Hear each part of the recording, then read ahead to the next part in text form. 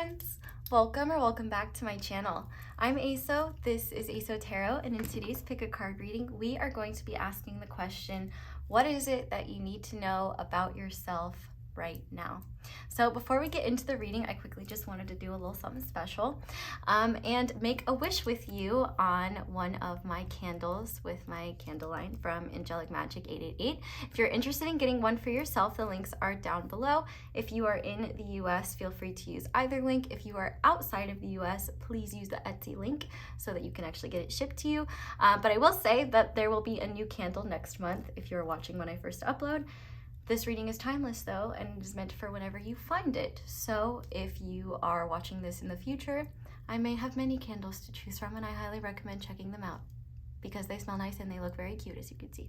Anyway, I just want you to take a second and just, if you need to, pause the video. If you need time, just set your intention for whatever you wish your wish to be, whatever you want to manifest. I already did mine, so I am just going to give you a second. If you want to pause the video to do that right now, just put your intentions and wishes into this candle, visualize it happening, and I will light it with you right now.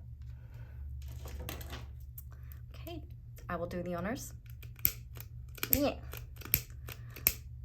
This grill lighter is like, I will not be doing the honors after this light, but may all of our wishes come true. Oh, well, that's a flop. All right, well, I should have done this from the start. There we go. May all our wishes come true. Love that for us. I guess that's a sign, you know, when in doubt, just try something different. All right, okay, let's get into the reading now. So we have 4 different piles for you guys to choose from today. Starting with pile 1, we are going to be using the Wizard's Tarot, and I have this Carnelian and Orca Agate palm stone on top. And then for pile 2, we're going to be using the Forest of Enchantment Tarot, and I have this gorgeous Ocean Jasper palm stone on top. And then for pile 3, we are going to be using the Everyday Witch Tarot, and we also have this blue Apatite, I believe, on top. If I'm wrong, I'll correct it. And then finally for pile 4, we are going to be using the Dark Wood Tarot, and I have this Eudialyte palm stone on top. I might not be saying that correctly, but fingers crossed I am. So those are the piles. I'm just going to quickly go into the reading now in case you're curious. So to start, we're going to do an energy check. So that's how you'll know whether this is your reading or not. And what we're going to be doing is we're going to be looking at your current light energies and your current shadow energies. It may not be all of them. Your energy is multidimensional. You are multidimensional, but the ones that Spirit wants you to be aware of.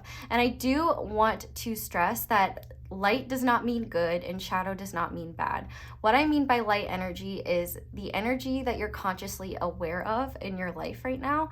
And shadow energy is meant to represent what is hidden, an energy you're experiencing that's either hidden from your conscious awareness or an energy that you may be aware of but maybe don't fully understand. And then we're going to look at why/how these energies are working together, kind of like the underlying reason as to why Spirit is bringing these energies up and kind of why these energies are working together, if that makes sense. And so if that part resonates, then you found the right pile. So then we're going to go into tarot, and we're going to look at what you're currently doing well right now. We'll see what Spirit wants to give you a pat on the back for, all that good stuff. We're also going to look at what's currently in your blind spot that Spirit wants you to be aware of. We're going to look at a blessing to come from this cycle in your life and from these energies that you're experiencing. And then finally, we're going to get a compliment from your spirit guides or the universe, whatever it is that you believe in. We're getting a compliment from some sort of energy that loves you unconditionally. And then finally, we're going to get tons of guidance for you guys moving forward. So Go ahead and pause the video if you need to decide which pile you feel most drawn to. It is absolutely okay to be drawn to more than one. Like I just said, you are a multi-dimensional person with lots of different energies, experiences, things going on. So feel free to try more than one. Obviously, if the energy check is not resonating, it is not your pile, but if it is, you found the right pile. Take what resonates, don't let the rest take from you. But I am going to leave this here now. So thank you guys so much for letting me read your cards, and I will see you in your reading. Hi there, pile one. Welcome to your reading, and thank you so much for being here. If you guys chose the Carnelian and Orca Agate Palm Stone, that is a mouthful, and the Wizard Tarot, this is going to be a reading on what you need to know about yourself at this time. So this reading is timeless, and we will get into the tarot in a bit. We're going to start with the energy check. So if the energy check resonates, you found the right reading. If it doesn't, this is not the reading for you. I would try a different pile or a different video or whatever you feel like doing. So the way this energy check is going to work is I want to look at 2 light energies and 2 shadow energies. I go deeper into this, but light and shadow do not mean good and bad. Light is just what you're consciously aware of. Shadow is more what's in your subconscious. And we're going to see why these energies are being brought up and what they are leading to with this center card here. So starting with your light energies, we have silver. And I also have a sun and moon, so you know which side is which, if you forget. And we have light.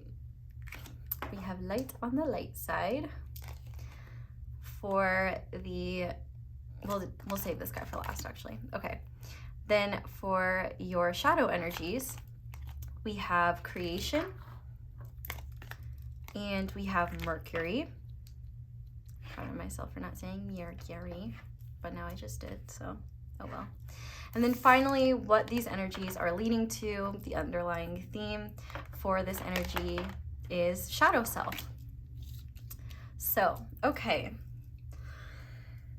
Pile one, I really just have to start off by saying, like, you massively underestimate yourself in general, but also just like your skills and your ability to show up and to accomplish things that you've never tried before.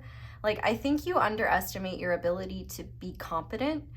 You're more competent than you realize, I guess, is the first message that's coming through. But as I was laying these cards out, I specifically heard the word checkpoint. And I think it kind of relates to these light energies over here. So being that we have these 2 light energies representing what you're consciously aware of, I feel like you've gotten to some stage in your life where there's like a sense of completion, or just a sense of like, okay, I know what I'm doing. I know there's clarity, like, you know where you're going.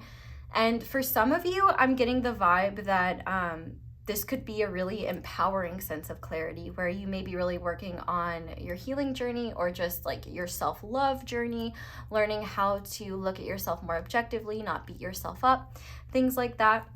This light energy could also have to do with your like life path, like whatever you're doing with your life. Like maybe you were unsure of what the next steps were, and now you're starting to get that clarity. But the overall vibe that I'm getting with this silver as well is that I do feel like you have been making great strides when it comes to learning more about yourself and what your specific needs are. So like, first of all, give yourself a pat on the back for that, because that's not easy. But I think you're realizing that in order to kind of stay in this energy of clarity, you have to kind of maintain it, in the sense of you may be doing things where you're consistently, how do I word this? You may have made changes to your life that allow you to consistently support yourself, check in with yourself, and meet your needs better, if that makes sense. I feel like for some of you, this light energy, I'm literally hearing Here Comes the Sun by the Beatles. This could be the first time in quite a while that you feel like you're kind of either at peace with where you're at, or you just understand where you're at and there's acceptance there. I feel like with the silver card being here, though, there is this kind of underlying energy of, stop, don't tell me that, This candle just does not want to light. Good thing I already have one lit. So, all right. You know what? If you want to be a party pooper, Mr. Candle, we have another on backup. I don't fuck around. Anyway, I do feel like with this silver energy, and it's actually really interesting that the candle went out right then and there, because it's almost like you see yourself as above average, but not amazing, great, spectacular, incredible, which is really messed up, and I disagree with you. It's like you see yourself as silver instead of gold. And I definitely think you're becoming aware of how your upbringing and your environment maybe affected your self-esteem or conditioned you to believe certain things about yourself that are not necessarily true, or conditioned you to think lesser of yourself or keep yourself small. You know, silver also is reflective. And so I think that there's just a lot of clarity and awareness about the fact that maybe your perception of yourself isn't the most accurate, and that's not a bad thing. I mean, it's hard to have like a fully objective, accurate perception of ourselves. But I do think that there's this awareness of the fact that maybe you've been selling yourself short. But I think even in the awareness that you've been selling yourself short, you still sell yourself short. So that's something to be aware of. But I do think, like, I really just want to commend you for any changes that you've been making to just support yourself better and keep any good feelings of light and love in your life. I do feel like for a lot of you, there could be this sense of satisfaction. I just heard the word plateau. So it seems like you could be in a really comfortable space right now where you're kind of just like things are chill, things are vibing. And I feel like for a lot of you, there's just this kind of energy of contentment, but also at the same time, for some of you, it might be a sense of dread, but I feel like for a lot of others, it's just kind of like, maybe you don't want this period to end, or you might be kind of like wondering like what the next step is. So let's talk about that, because one of the funny things about the way the universe works is like you get to a point where you're kind of balanced and you feel like you can handle everything, and then the universe is like, oh hey, let me add something else to that since you can handle that now. So the vibe that I'm getting is that now that you have kind of reached this point where you've reflected on your past, you have more clarity about who you are now, how can you support yourself, where do you want to be going in the future, and if you don't know where you want to be going in the future, you're starting to figure out what you enjoy, what matters to you, things like that, and you're learning how to, you know, create a routine and a life for yourself that supports the person you are and becoming. I feel like the universe is using these shadow energies and these light energies to get you to a point where you can start to do some really powerful work on yourself. And that is shadow work. And we're going to talk about that in a second. But I want to talk about your shadow energies. Because first of all, with Mercury here, I would definitely, first of all, just advise that you be very, very aware of how you're speaking to yourself, especially like your thoughts, not necessarily what you say out loud, but your thoughts. I would take time to pay attention to them, because you might be unnecessarily cruel to yourself, like without even realizing, because it's just a habit. And I feel like the universe wants to remind you that you can create negative energy for yourself by bullying yourself mentally. And if you need help with that, please seek that help. But I feel like for a lot of you, there may be you may be having a lot of ideas about things you want to create, or ways in which you want to improve your life, or ideas of where your life could head. You may be full of ideas but unsure of what to choose or what to go after. You may also have no idea that this is an energy of creation that you're feeling. I feel like for a lot of you, while you have this light and this clarity, there could be this like underlying angst or anxiousness. And I don't mean like anxiousness in the sense of fear, but more like anxiousness in the sense of like, what's the best way to describe this? you know how like, let's just use a random example of the feeling that I'm thinking of. Let's say you want to go to the movie theater and there's a movie that you really, really want to see, and it starts at this time, and you're going with your family, and your family is not ready. The movie is starting soon, and you haven't left the house yet, and you know, everybody is slow poking around. Nobody has a sense of urgency. You know, that feeling of kind of like tense frustration of like, oh my gosh, can like we please get it together? Can we please get going? It's kind of like that feeling is the best way I can describe it. And I think that you may not understand what it is. You might actually just be clocking it as anxiety or as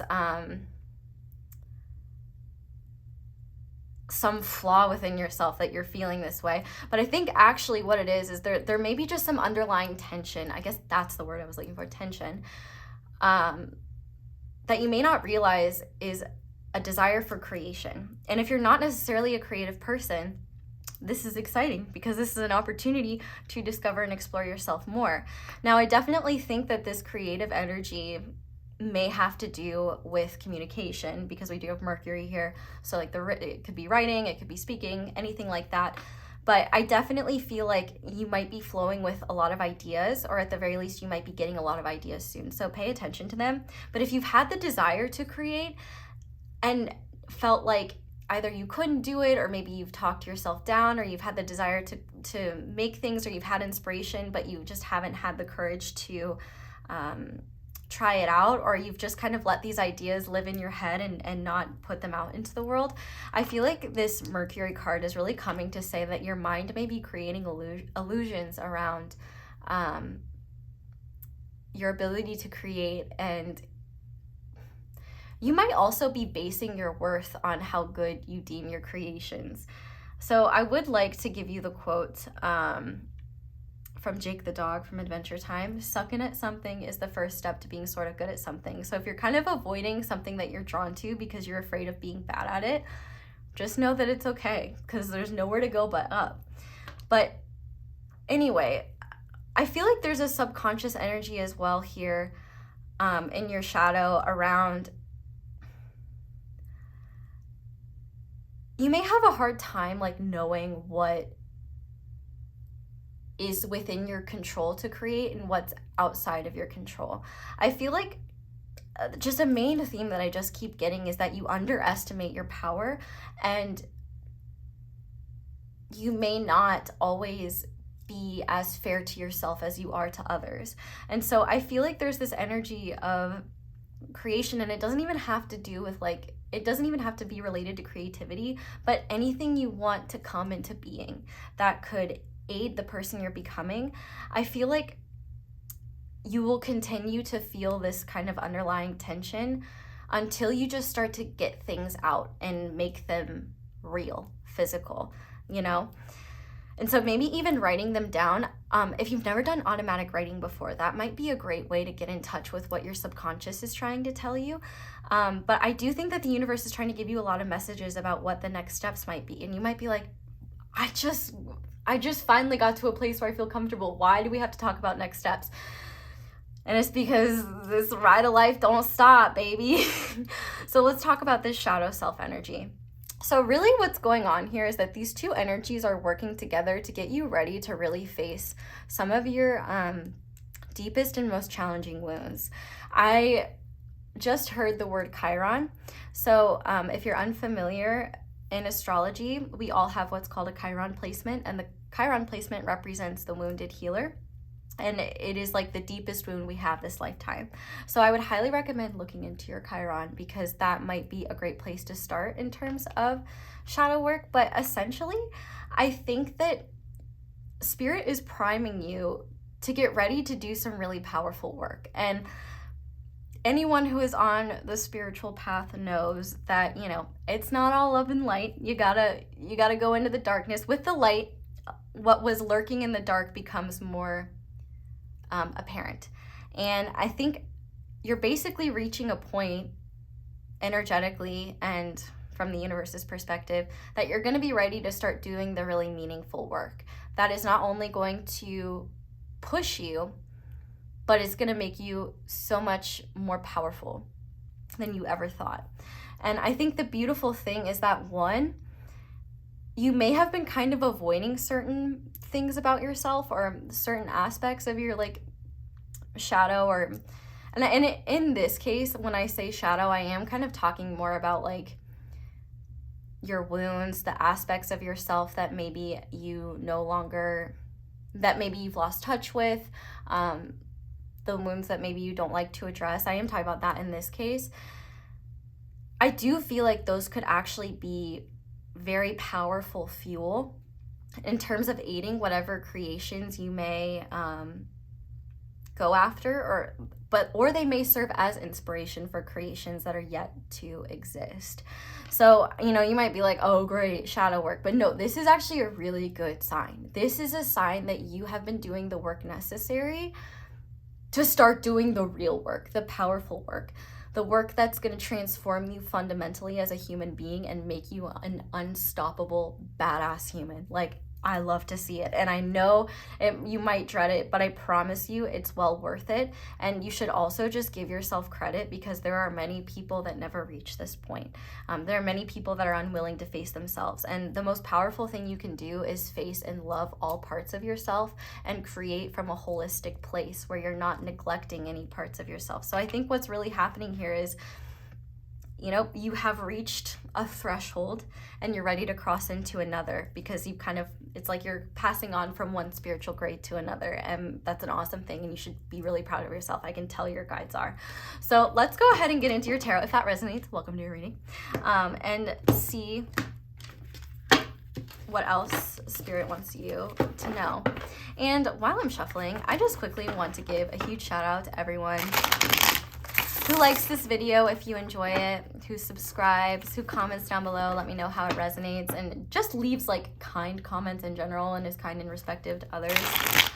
You know, the internet can be a dark place, and it really fills my heart with joy and love to just see you guys being so kind and supportive to one another.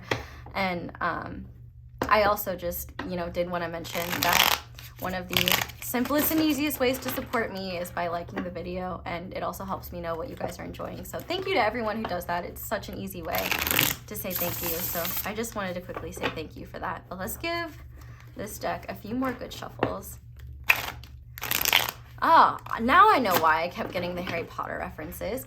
So we're using the Wizard's Tarot, but I was kind of getting this vibe, like you kind of remind me of Harry Potter's energy in the sense of, you know, it's like you're going to Hogwarts in the sense that, you know, you were treated like crap by your own Dursleys, and, you know, you had to live under the staircase, you weren't treated too great, and now it's like you're coming into this whole new world, and it turns out you're incredibly powerful and a really amazing human being, and that there are actually many people in this world who would love to have you around and things like that. I don't think there's any, obviously I don't think you're living the exact timeline, but I think just the point of what I was getting from that is like, you're kind of going from one place where you've been really suppressed, not only by the people outside of you, but by your own mentality. And now you're coming into a place of empowerment where you can face yourself and have enough security within yourself to face whatever needs to be addressed,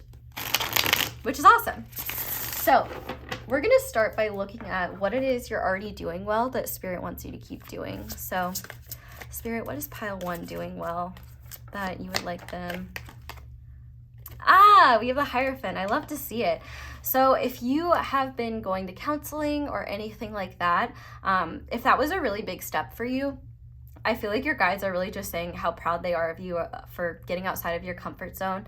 This doesn't necessarily have to be counseling or therapy, but the Hierophant does represent, it can represent spiritual knowledge, it can represent traditional religious knowledge. I feel like no matter what it is though, you are learning about life, about yourself, and I feel like there is this commitment to your own growth, your own evolution, and I feel like you are not just relying on yourself to achieve that. You're seeking sources outside of yourself. You're seeking guides, you're seeking teachers in whatever form that may be. And so I feel like your guides are really just commending you for being open to learning new things, being open to learning from others, and actually putting yourself out there to learn these things, because obviously a lot of these things are not taught in school. You gotta You got to learn yourself. So I feel like your guides are really just commending you for your willingness to learn, your willingness to grow, and your willingness to learn from others. I also think that any steps that you have taken, like I kind of said earlier, to support the person you're becoming, your guides are just really commending that and telling you to keep going. Even if it seems like sometimes you're not making a whole lot of progress, just know that you're making more than you realize. And like, I'm literally seeing a time lapse of like a flower growing. You know, obviously the flower takes a lot of time to bloom, but you know, when you see it in a time lapse, it takes like 2-3 minutes. So just know that it might feel like a long time to you, but if you could see your growth in like a time lapsed format, you would be amazed at how quickly you've come in such a short amount of time. Like, I really am so proud of you, Pile 1. Like, seriously, like, it's hard to do this stuff, and you're doing amazing, sweetie. Okay, so I want to see what is in your blind spot that Spirit wants you to be aware of. So what's in Pile 1's? Pick it up. Okay, we have Temperance. Okay.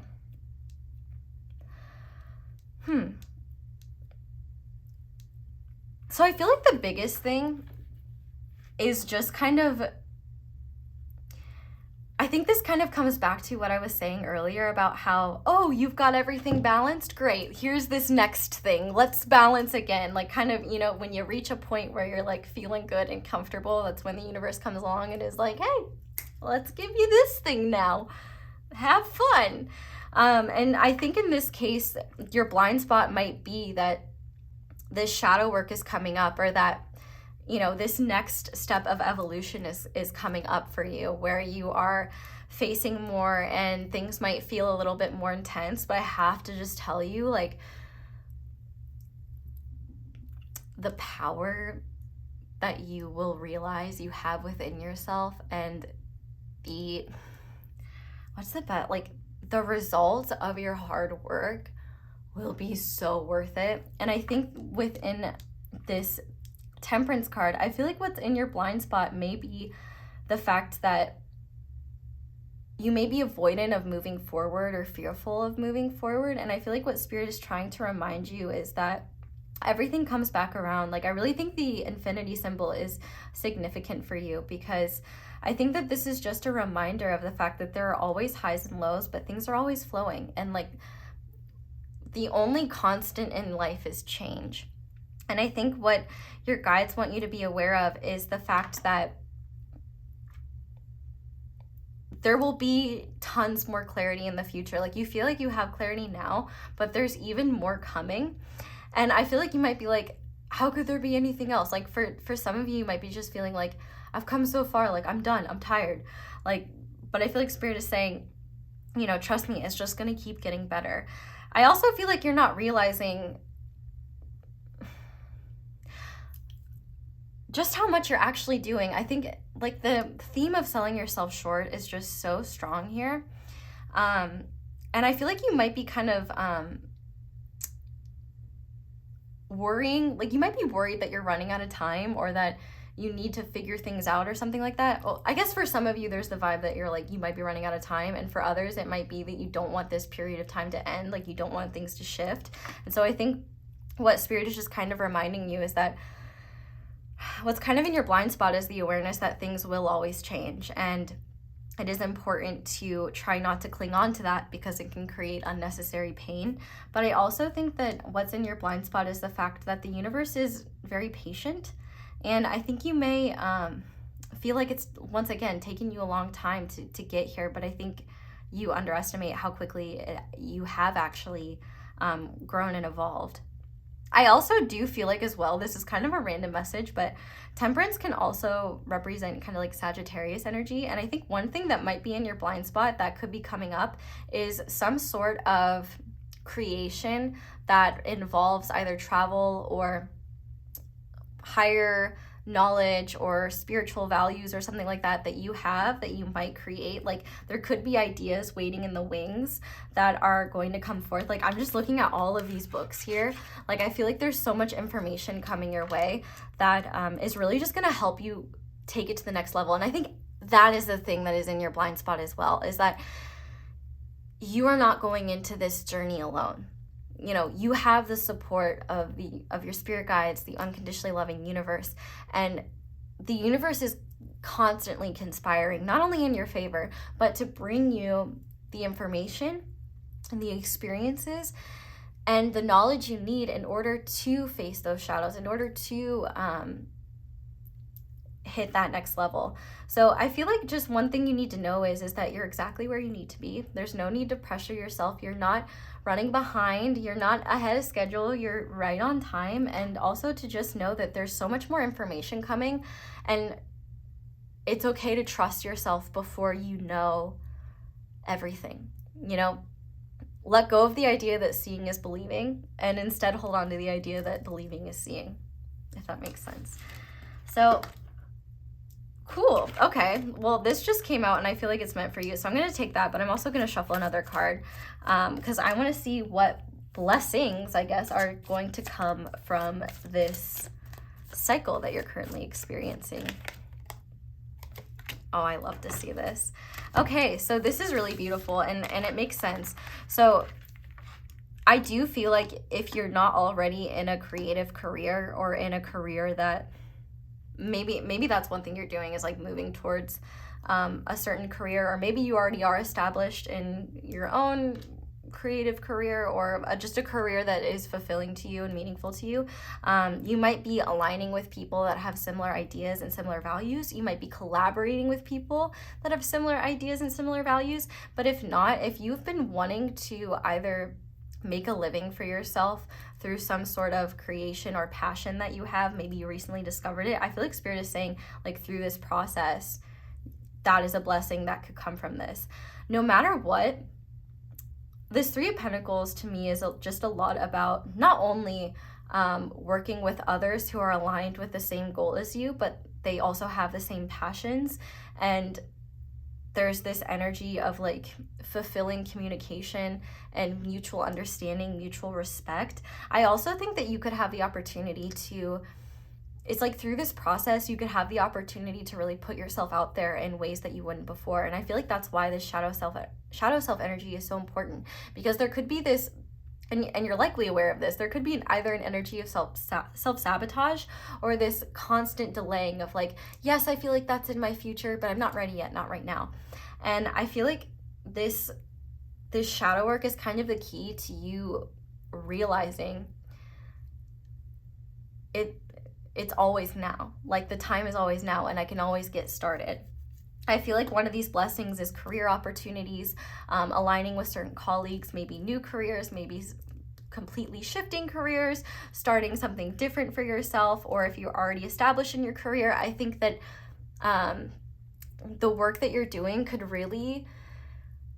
it will really speak for itself in terms of your energy. So like, if you feel like, if you have a boss or something like that you feel like doesn't notice you or doesn't give you the recognition you deserve, I feel like what's lacking is this confidence and this realization of the fact that you are deserving of recognition, you are deserving of new opportunities. So definitely career opportunities are a blessing coming from this.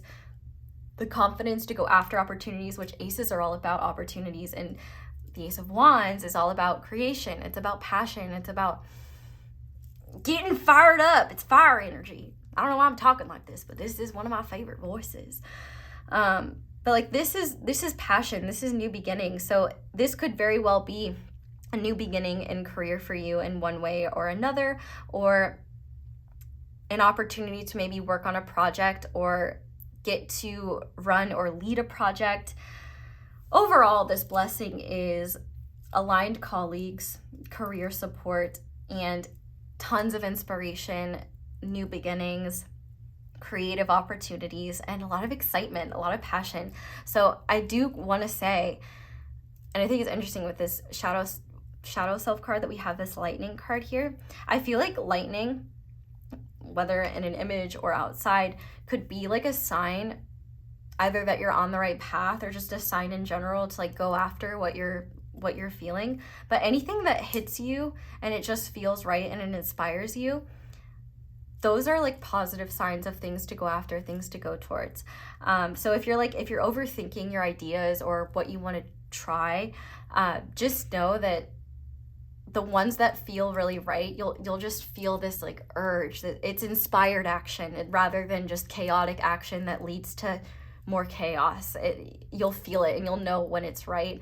So I do want to say, like, if you don't have certain ideas, like, don't force it. If you're looking for inspiration, the inspiration is within you, just waiting to be uncovered by this light that you've already been holding for yourself, which is so cool. And I just feel like there's more light to come. And I feel like one of the coolest things is that I think you're going to take a lot of the things that maybe have a lot of, like, I would say there's specifically wounds and things that maybe you were ashamed of, or parts of yourself that you felt like you couldn't express or that you couldn't embrace. I feel like those are the exact things that are going to be the creative fuel you need to take you to the next level. And I think one thing you're going to realize is that there's a lot of healing and a lot of freedom that comes through facing your shadows, through facing those darkest parts of yourself, and realizing those parts of yourself are the ones that not only need love the most, but also deserve to be expressed in some way. Especially, you know, if certain shadows you have are more unique. I'm hearing the song My Mind and Me by Selena Gomez. Like, there's this part in it where she says, I can't remember the exact lyrics, but she talks about how, like, you know, if I can be honest about it, then other people know that they're not alone. And so I feel like you may underestimate how relatable some of your own wounds might actually be, and how much good you could share with the world by sharing that yourself. So I want to finish the tarot portion off by just getting a compliment from your spirit guides, the universe, spirit, God, whatever you believe in, but I'm going to go with spirit guides because I believe that we all have a spiritual team. So Spirit, what compliment do you want to give pile 1 at this time? The Hanged Man. Okay, this is really beautiful. And on the back of the deck, we have Death, which I think makes a lot of sense. I feel like the biggest compliment that your spiritual team is giving you is the fact that you're looking at things from a different perspective and you're not fighting the shifts that are going on. There's this energy of acceptance here that's really beautiful. And I feel like you're not holding on to anything too tightly. And I also think that you massively underestimate how intuitive you are. Oh my gosh, you need to start trusting your intuition more. And it might actually be helpful. First of all, you need to be writing down your dreams. If you're not writing down your dreams, you need to do that. Second, when you get inspiration, write it down. Even if you don't immediately act on it, you could come back to it when you have more knowledge and more wisdom or more inspiration and make that original thought even better. But with that being said, I feel like you have the ability to express Piscean energy in ways that people who don't normally understand Piscean energy can actually understand. So I guess, well, you might be like, what's Piscean energy? So Pisces energy it's the 12th sign in the zodiac. It is a water sign, and it is a lot about the mystical, the ethereal. Pisces is ruled by Neptune, so it can also be like illusions and things like that, but Pisces is incredibly intuitive. It's the mystic. It can be the poet. It's very fluid, and it kind of morphs with whatever is around it. And I'm not an astrologer, so this is not the best description in the world, but essentially this is a very evolved energy. Like, if Aries is considered the child of the zodiac, Pisces is considered the wise elder of the zodiac. And I feel like you have a lot of wisdom to share, and you underestimate that wisdom. And I feel like what I was trying to explain earlier is that your guides want you to know that you have the power and the skills to change people's perspectives, not just in a way where it's like arguing your point, but shifting their entire worldview. Now, one thing they want you to be aware of is that not everyone will appreciate that, because some people are quite attached to their worldviews, but it's not your job to take responsibility for how people react to you. You are doing them a service just as much as the ones that are excited for this shift in perspective. But I feel like what your guides want you to understand is that you know more than you realize in terms of your intuition. It's stronger than you realize, and you also just have the ability and the capacity to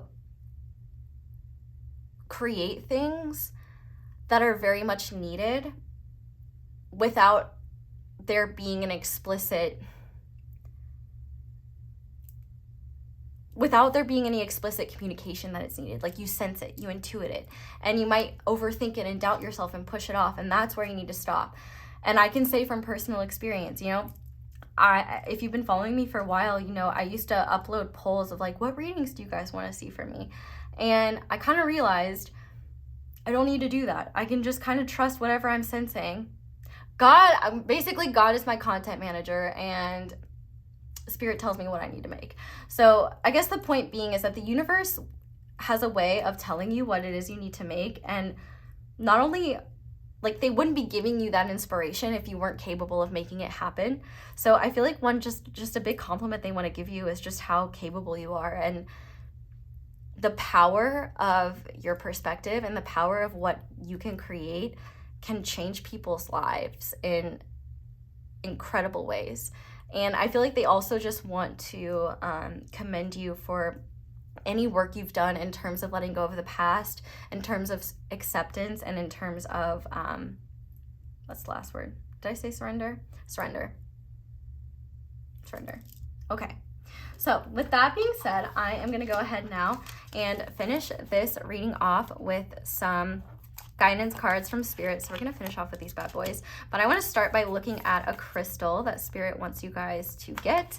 And so for you guys, we have Lemurian quartz. Lemurian quartz is identifiable by its blushing hue and ladder-like horizontal grooves that climb up its face. Its name is a shout out to Lemuria, a fabled lost continent whose highly evolved inhabitants, some far out folks insist, now live under Mount Shasta in California. Who needs it? Anyone in need of a vacation from their thoughts. Where to put it? Lemurians are like wands. Point them at body parts, friends, and other crystals that need more juice. And when to use it, whenever someone or something you love needs a zap of healing energy, awaken your inner wizard or witch and cast a spell with Lemurian quartz. So I'm actually going to show you Lemurian quartz because I have a lot of it. I'm a bit of a Lemurian quartz hoe, and I just want to issue a little bit of warning. So this is exactly what, so I don't know if you can see, but if you see these ridges here, these are what define this as Lemurian quartz versus just like clear quartz. I don't have any clear quartz on my table right now. Yes, right there. Anyway, I do just want to like give you guys a quick warning that crystal sellers can sometimes list like regular quartz or other types of quartz as Lemurian quartz and charge higher prices. I'm not saying, I mean, they might actually think it's Lemurian quartz, but I don't want to assume anyone's intentions. But I do just want to say, if you are in the market for Lemurian quartz, make sure they have these kind of ridges on them. If it's like entirely smooth, I would maybe not trust that, but ultimately trust your gut. You know, clear quartz is a master healer and also a great stone. So, but I just wanted to make that clear in case you guys want it, because I have bought some quartz that I realized was not Lemurian quartz, but this guy is. Anyway, let's put him here. I'm sure he wants to be part of the reading. So, more guidance. So these cards have trigger statements and true statements. And so this one is connected to the root chakra. The trigger statement is, I am not supported. And the true statement is, I move forward with divine grace. Take comfort and know that you are supported. Nurture your inner child and connect with the earth. So yeah, this is exactly what I was talking about in this temperance energy. Like, you might be feeling like you're on this journey alone, but you're not. Because first of all, you're on this journey with everyone else that's in pile one. So if you've gotten this far and you're in pile one, maybe comment down below. Maybe y'all can make some friends, support one another, give each other some kind words. I'll be sure to do the same if I am scrolling down and I see some pile ones and I remember to do that. But another one we also have third eye. We have eucalyptus with the theme of reset, and the trigger statement is, I am sick, and the true statement is, I am alive. It is time to embrace a new way of being, one filled with health and the freedom to create a new reality. Yeah. So this reset is coming and you're being supported in it, and the universe is just cheering you on so hard. So let's go ahead and finish this off by looking at the final messages Spirit wants you to know. So we have vulnerability. Showing vulnerability is a sign of strength. And we also have the stone of sodalite, if you are interested in that. We have, oh, sorry, I can't see this. The autumn fae. Go slowly and listen closely for the words of the tree spirits. So I do want to say with this as well, if you're ever uncertain about a decision to make, you don't need to rush it. Like, the right ideas will stick around. Like, you won't forget them.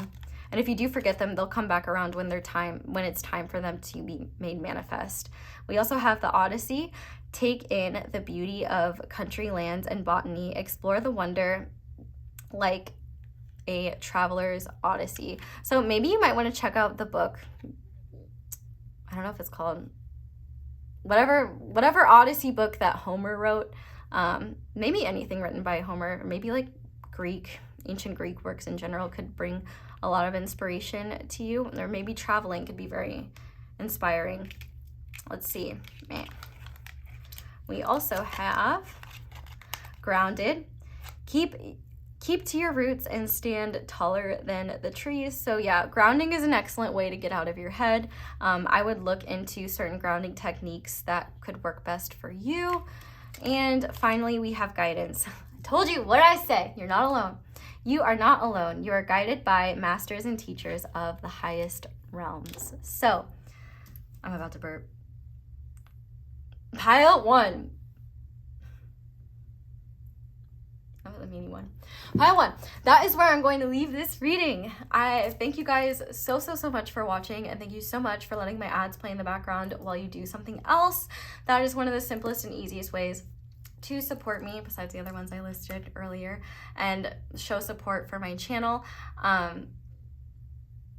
I've completely forgotten my outro. If you'd like to support me in other ways, you can like the video, comment down below, subscribe if you haven't already, and click that little notification bell to be notified whenever I upload a new reading. Shout out to my notification squad if you want me to see your comment. I most often see comments when I first upload, because after that I get kind of scared too.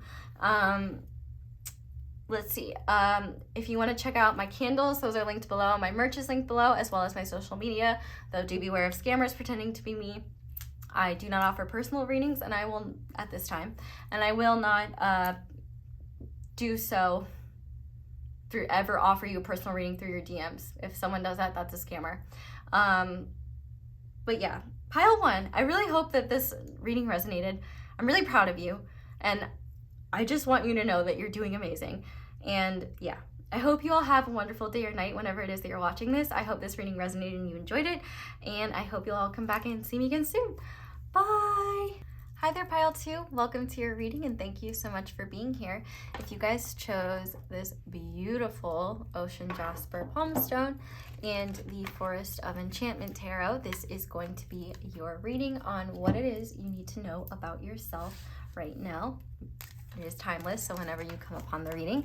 So we're just going to start with the energy check. If you want a full breakdown of the reading, there is one in the intro. But if this portion of the reading resonates, then you found the pile for you.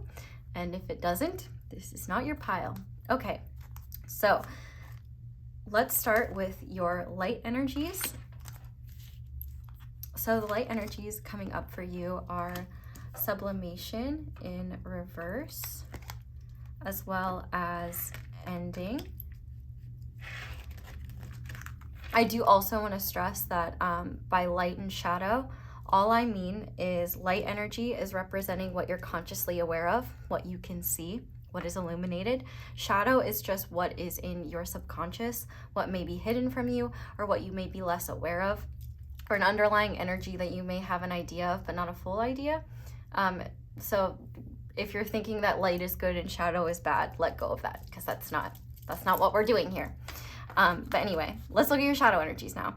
So we have ether, as well as separation in reverse. And then this card, which is meant to represent what these two energies are coming together to either teach you, or the lesson or the underlying reason why these energies are working together. Cosmic lesson, if you will. We have Mother Earth. Whew. So I can tell this is going to be a powerful message, and I just like want to start off this reading by saying that I'm giving you such a big hug, and I just want you to know that everything that I'm about to channel does not come from a place of judgment at all. I understand these energies. The only reason I'm able to understand these energies is because I've witnessed them and experienced elements of them. So I just want you to know that there is no shame in this, and this isn't there's no such thing as a bad reading. This is not a bad reading. This is actually a really, really, really, really, really good reading.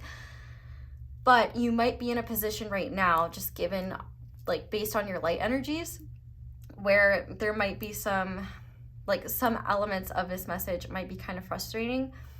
If you're beating yourself up right now, please stop. Please be compassionate towards yourself. I know that's easier said than done, but hopefully we can get there. I want to start, though, by saying that there's a lot of synchronicities in this pile, and I can tell that everyone that picked this pile likely is either on a spiritual path of some kind or is highly spiritual in general. I also wouldn't be shocked. I wouldn't be shocked if there's a lot of star seeds in this pile, and what really all I mean by that is you may feel less comfortable on Earth. You may feel like a bit of an outsider, and you may feel like your soul has experienced consciousness in other realms and is more comfortable and has more experience in other realms. You may feel like a fish out of water here on Earth. But essentially, what I am seeing, like with the synchronicities, first of all, white birds may be really significant. And also letters. I don't normally get letters, but both of these two cards start with E's, and both of the alchemy cards start with S's. So ES or SE could be significant, or ME, EM, any of those letters, as well as the number 22. But let's go ahead and get into this and start with your light energies. So if this reading is meant for you, the vibe that I'm getting is that you've had some sort of either wake-up call or some sort of ending that has brought you back down to reality. For some of you, this could be related to a relationship that has ended, but I feel like for a lot of you, this may be an ending of a perspective that you have had, or a way of going about in the world, or a way of just existing that is no longer sustainable. The fact that we have sublimation in reverse, it's interesting that both of these cards came out reversed. And reversals are not bad, by the way. It's just information. The fact that I've talked about good and bad so much, I just have to say, goes to show that maybe you're judging yourself or placing value judgments on certain things. I'm going to challenge you, if you haven't already, to let go of the idea of good and bad and just let things be as they are without placing any judgments on them. Okay. Anyway, with this ending card here, there's what I really like about this card is oftentimes when we talk about endings, you know, we automatically go into, well, every ending is a new beginning, and we kind of soften it. But I feel like whatever this ending was, it was pretty hard for you. It could have been a cold wake-up call or a hard ending of a connection, whether it be a relationship, a friendship, or an ending of a way of living. And whatever it is, it's a painful ending that for you felt very uplifting. Sublimation is represented by the air element, and it's all about rising and lifting, but the shadow of it can be dissociation as well. And I feel like for a lot of you, what this ending was, I was hearing as I was shuffling these cards, like spiritual bypassing. So for some of you, you could have been really dissociated from your everyday reality, or just disconnected from the material reality.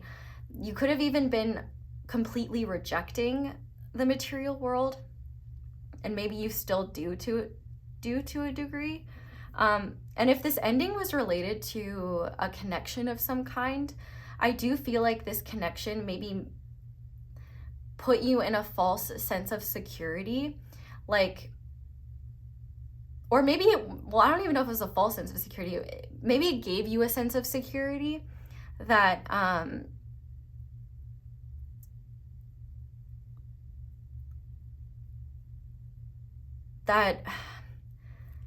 what's the best way to describe this? It was like the vibe that I'm getting is that this ending may have brought you back down to earth in a way. It may have been that whatever this experience was that was brought to an end, it could have given you a sort of spiritual high, or just a high on life in general. And that's definitely not a bad thing.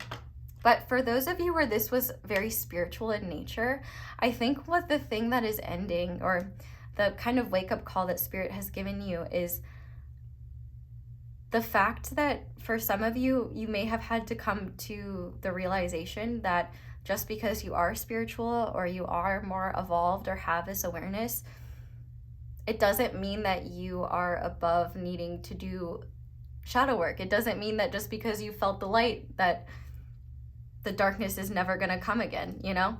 The sun doesn't stay up 24 hours a day.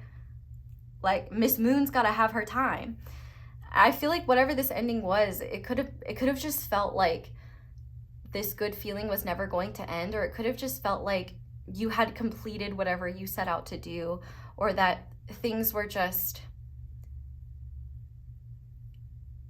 it just felt like you were infallible in a way, or whatever ended was infallible. And it definitely gave you a sense of security. It could have also given you a sense of self-worth. And for some of you, I'm almost feeling like you could have felt like you had leaped over a certain hurdle in terms of, like, you've done most of the work, now it's time to just enjoy things. For some of you as well, you could have been dealing with, I don't want to say manipulative, but misguided sources of spiritual knowledge. And I don't want to say misguided because I don't want to sit here and be like, oh yeah, I know everything about, like, remember, I'm channeling right now, but it could have been that there were sort of sources that you were going to for guidance that maybe were in a similar energy, or just in an energy in general that overall kind of rejected humanity and kind of placed spiritual people above people who are not spiritual. Or, and I'm not saying you did this, but this seems like an overall energy of maybe the source of which you were getting information from, that maybe really idealized the idea of spirituality, and likely maybe just had some distorted ideas around what spirituality is, or what makes you a spiritual person, so to speak. You may have felt like the goal of this was to transcend your humanity rather than combine the beautiful divine etheric light with your human existence. In my opinion, I think spirituality is all about living our human existence and applying what is meaningful to it and taking meaning from our experience. I think, you know, if you are meant to be a part of the ether, you would be. If you are meant to just be a spirit, you would be. There's a reason why you're here. There's a reason why you're a human. There's a reason why you're here on this earth. And those reasons may be different for all of you. But the vibe that I'm getting here is that for some of you, there could have been a harsh awakening. For some of you, I'm even getting the vibe that you could have been, if you are a medium or engage in mediumship, you could have been communicating with a false guide, which I do want to say, true, genuine guidance is always unconditionally loving, and it will always uplift you. It will never judge you, shame you, criticize you, put you down. So if you do practice mediumship, first of all, I hope you have a teacher, someone that you could talk to. You should never practice mediumship alone, or if you're in a bad state of mind. But, you know, if you ever get guidance that shames you, judges you, belittles you, makes you feel bad about yourself, that is not genuine guidance. And I'm not excluding myself in that. If I ever channel something that doesn't feel right to you, it is not for you. That being said, I do feel like whatever this ending was a harsh awakening for you, and you might be kind of reeling from it. It might be really hard for you, and you might be beating yourself up. So the first thing I ask is that you give yourself compassion, because this is a really normal thing, especially for very spiritual people, or people that are very attracted to the light, the ether, what's beyond this material reality. And it's a beautiful thing to want to explore that. But it could have been for a lot of you that it just felt so good to be in the ether, to be in the light, and to be ascending, that you just may have forgotten your humanity or forgotten the fact that you're still a part of humanity. You could have like separated yourself just from the idea that you are part of this human collective. I feel like whatever this ending was, it could be, I think it's definitely something that you're still working through and still trying to heal from. And I feel like more than anything, you just want to either escape the painful feelings associated with this ending or associated with this harsh wake-up call, which is totally understandable. And like, no shame. You shouldn't feel any shame for that. Like, nobody wants to experience uncomfortable energies like this. But this is not a punishment, and it is not something that is meant to test you or belittle you or cut you down or anything like that. This is just a natural energy. It's the effect from a cause. And the cause was, it seems like you're just like, you were too far into spirit to the point where there was no room for material reality. You know, one of the shadows of spirituality is that we can often forget about our human experience or not really be interested in engaging with the human parts of experience. We might reject humanity, see humanity as beyond saving or just hopeless, and you know, earth sucking and things like that. Yeah, there are a lot of elements of living on earth that are challenging, but that's not the earth's fault. Those are human problems. And guess what? You and I are both humans, and we're not separate from others. We are a part of the same collective, whether we like it or not. And I think what you are aware of at this time is the fact that you know, in the past where you may have been able to escape from your material reality easier, or the ways in which you coped with your human existence, those ways of being aren't going to work for you anymore. And we're going to talk about why that is. But I do feel like no matter what this ending was, it was kind of inevitable. And maybe you kind of knew that deep down, but whatever this energy was that ended, it wasn't sustainable long term. And that's not because you've done anything wrong. It's literally just like energy. But here's the beautiful thing. This ending is not, like I said, not a punishment. It's not, you know, don't beat yourself up for this. It's not the universe saying that you've done something wrong. It's literally just balancing out the energy that was created. And so what is happening in your shadow energy is actually really awesome. And what it's leading to is even more incredible.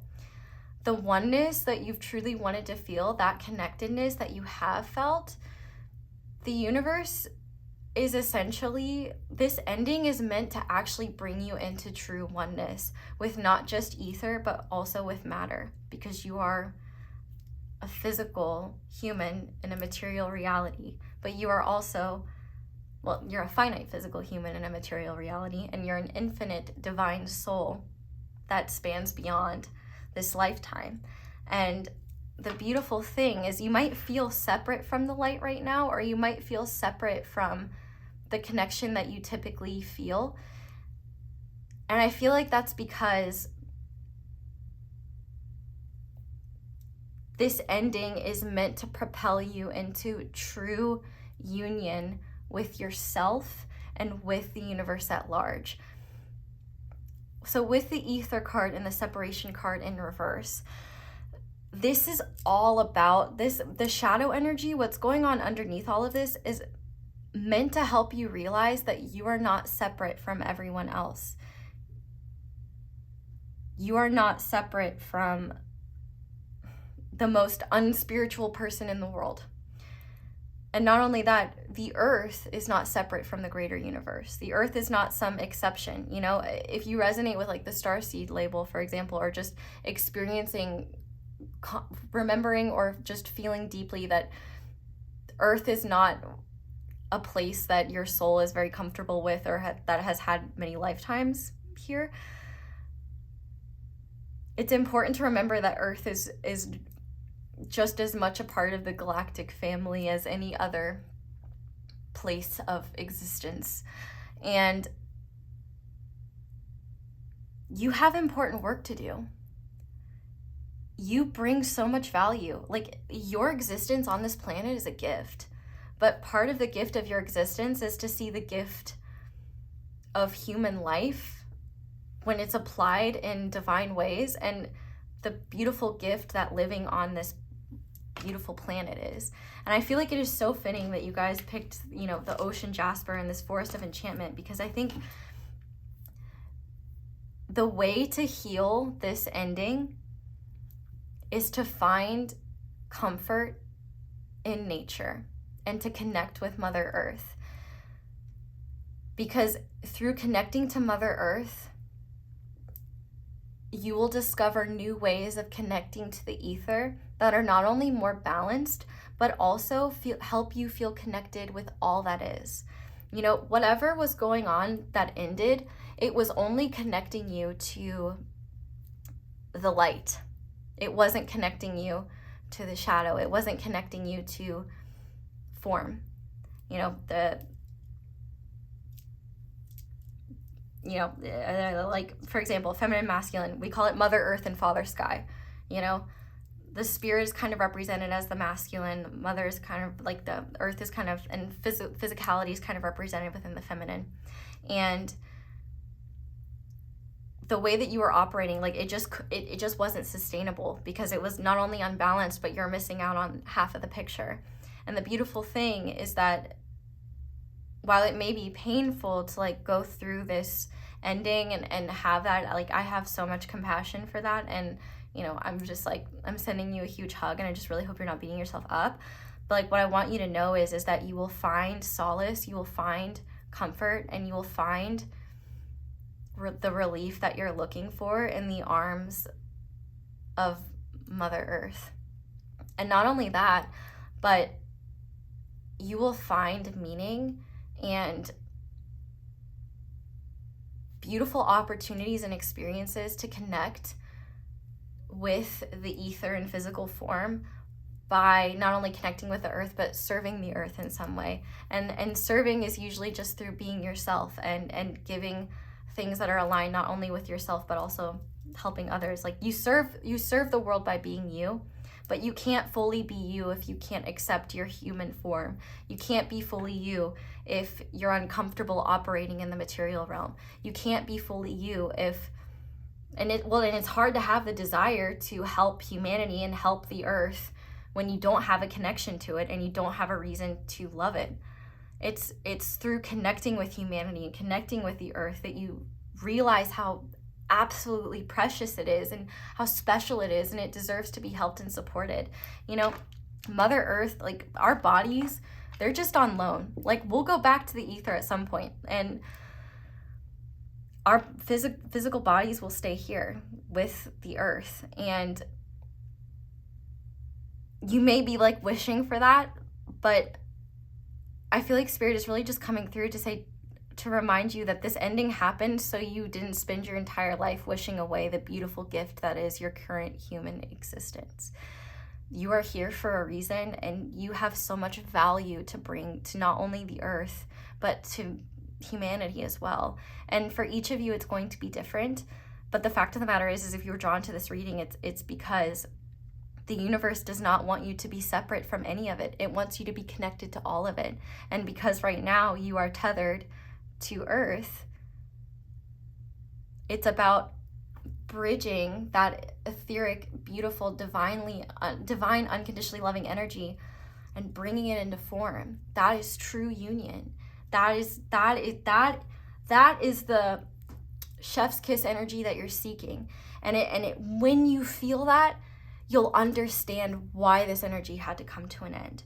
And I feel like this energy, for some of you, it couldn't have been, and it may not have been inherently like a spiritual ending, but it could have led to a realization of how you are maybe neglecting certain aspects of your reality in favor for fantasy, or in favor for like escapism into daydreams and things like that, which, like, no shame. I'm a Pisces South Node. Homegirl loves to escape.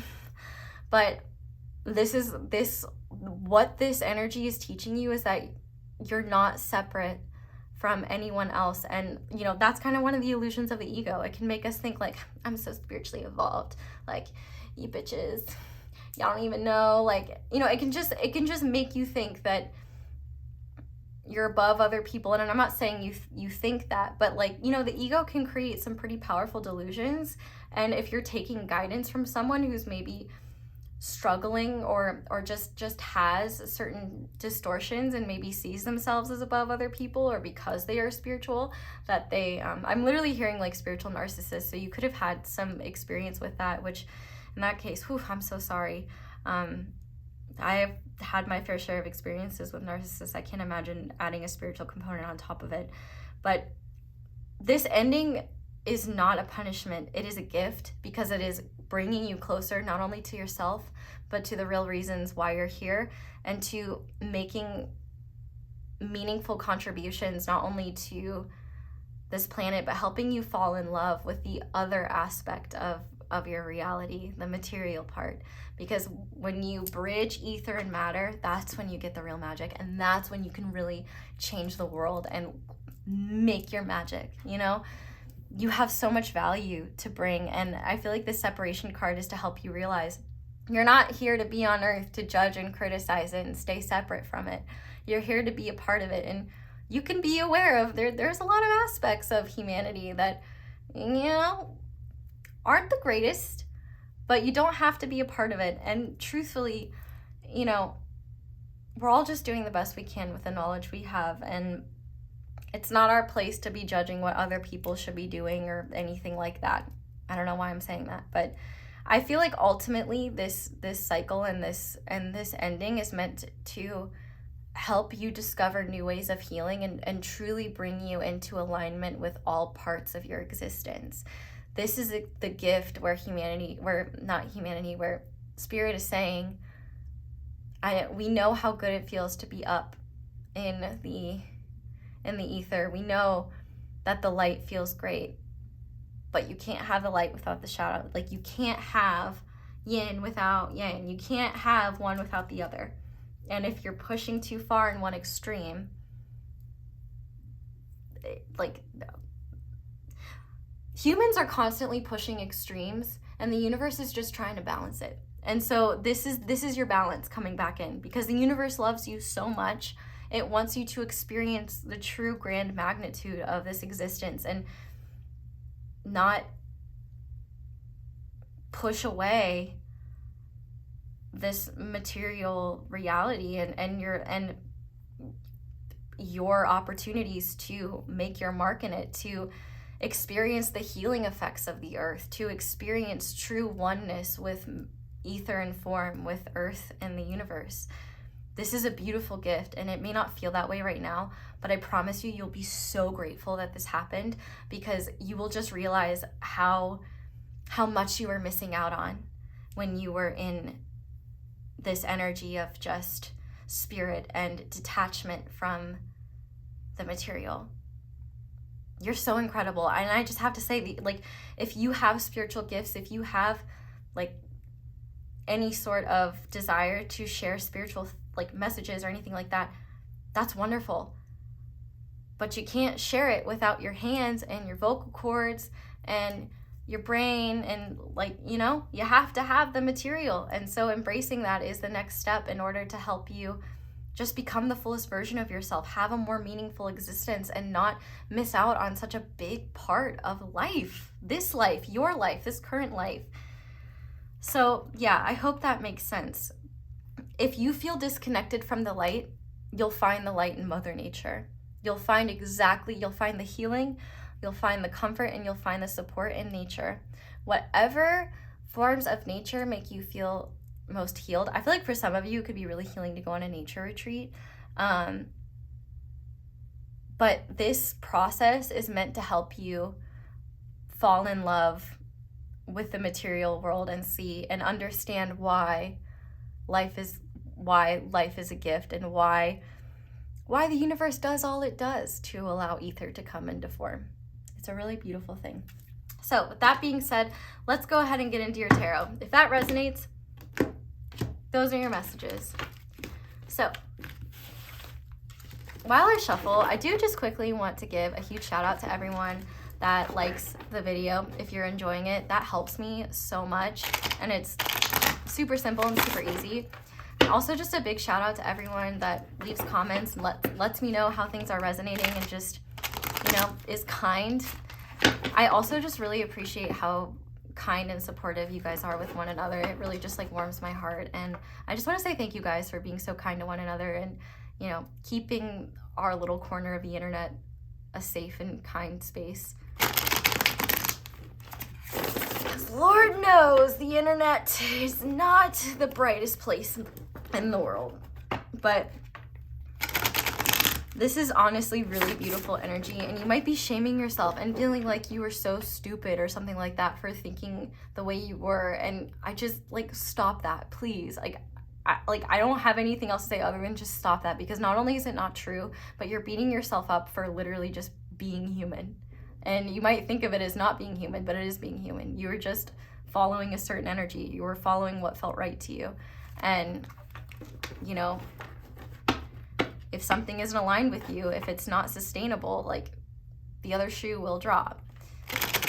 But yeah, anyway, thank you to everyone who just supports me in those small ways. Like, it just means so much to me. And thank you for being here. Thank you for letting me read your cards. And thank you for sitting through this first part, because I struggled a bit to put what I'm feeling into the English language, if that makes sense. Well, it should make sense to you, because you may understand the fact that there are just so many grand aspects about the light that just can't be communicated by speech, or it's something that's felt, it's something that's experienced. And I think one of the gifts that Spirit is trying to give you is the opportunity to communicate that experience in tangible ways that other people can find inspiration from. And I do want to say, if that there was anyone that misguided you or anyone that maybe contributed to this perspective, that first of all, you don't owe them anything, and second of all, you know, there's a lot of, like, there's no shame in that. You know, we all learn in different ways, and yeah, you don't owe them anything. Okay. All right, so we're gonna start by looking at what you are doing well and what Spirit wants to commend you about. So Spirit, what is pile 2 doing well that you would like to commend them on? Okay, so we have the Weaver of Spells in reverse. So, okay, I feel like the biggest thing that you're doing that Spirit really wants to commend you on is, I feel like you are accepting, and I don't know if you're embracing, but you're accepting this ending of whatever this is. I also feel like you're becoming aware of the parts of yourself that need support, and I think the universe is commending you with that as well. But the Weaver of Spells represents the Queen of Wands, and in reverse, one of the things that you may have done well is separate yourself from an energy that, or a person that either didn't have your best interests at heart, or that ultimately is more self-centered and destructive. You know, the suit of wands, or fire in this deck, spells, it's the most connected to Spirit, and unfortunately, not everybody has a connection to Spirit, but the ways in which we use it is dependent on the user. And I think that this person may use their connection to Spirit for their own personal gain, and you could have been, and I feel like you either picked up on that, or you could have separated yourself from that or stood up to that energy, and it could have been very painful for you. Like, I'm feeling for some of you, if this person led a community, you could have been ostracized from this community, you could have been bullied by this community or attacked. I feel like Spirit is commending you for honoring what felt right, even if it was painful, even if it was hard, even if you really looked up to this person. But I also think Spirit is commending you for not pushing away your experience and not pushing away the fact that things aren't the way you would ideally like them to be. But here's the thing, I feel like you're recognizing that there has to be something deeper than this. And I feel like you're also recognizing that there was no way that energy was going to be sustainable.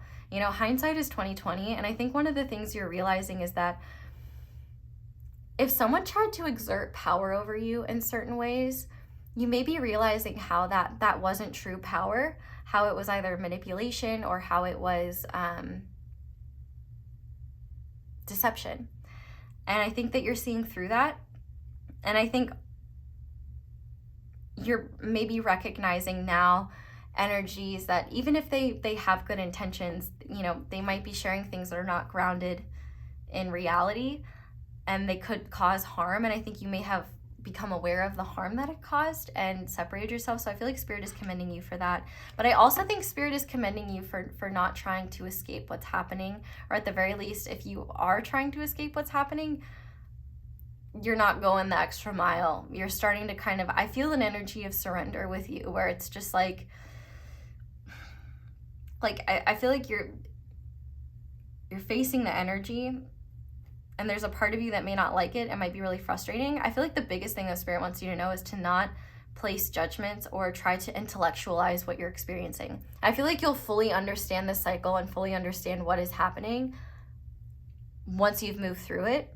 I feel like this is more about just experiencing and being compassionate with yourself and supporting yourself in the ways that you need. But I feel like Spirit is really commending you for whatever acts of courage or whatever truths that you've integrated and accepted, or at the very least become open to, because those are the things that are setting you free. I hope that makes sense. Okay, so now I want to see what's in your blind spot that Spirit wants you to be aware of. Yeah, we have the Hierophant. So the Hierophant is tradition, or the oldest one in this deck.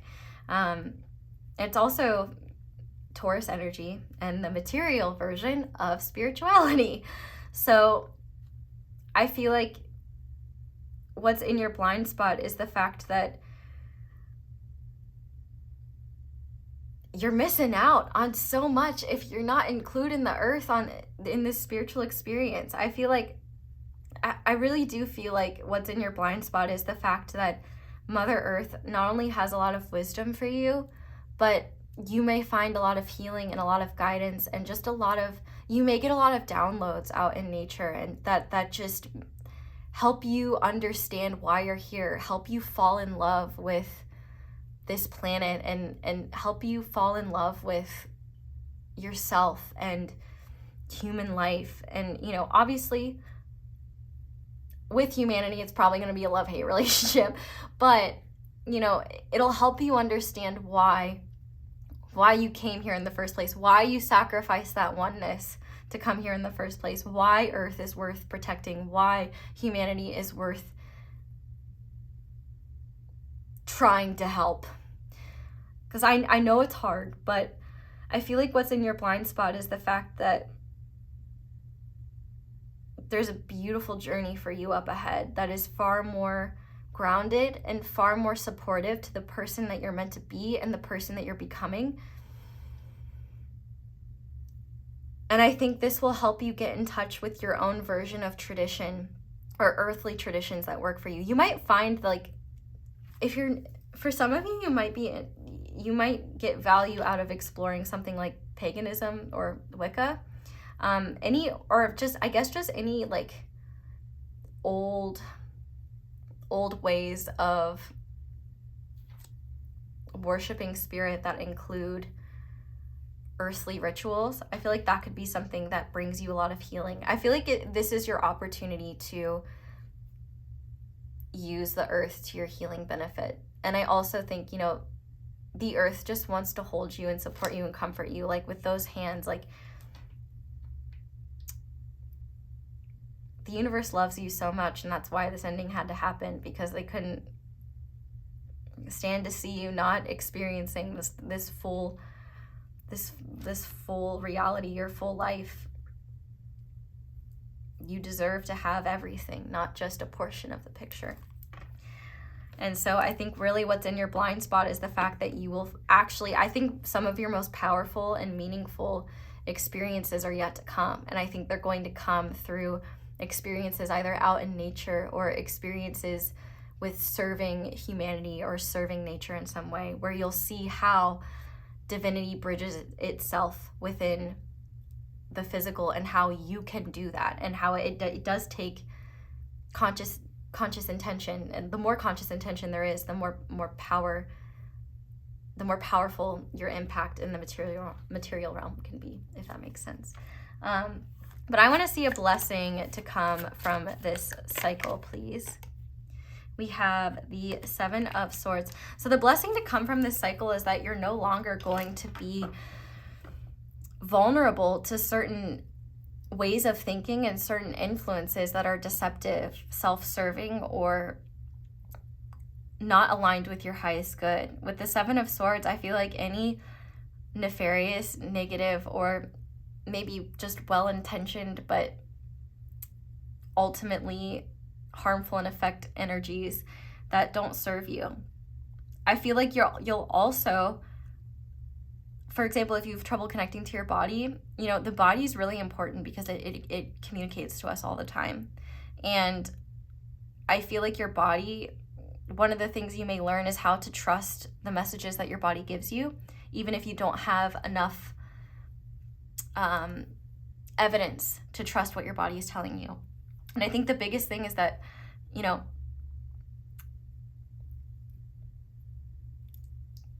I guess, what are they calling it these days? The charisma, the spoken word can be very powerful, and it can be manipulative at times. And there are many people that can use language to serve their own interests, and they can be very convincing, but ultimately energy doesn't lie.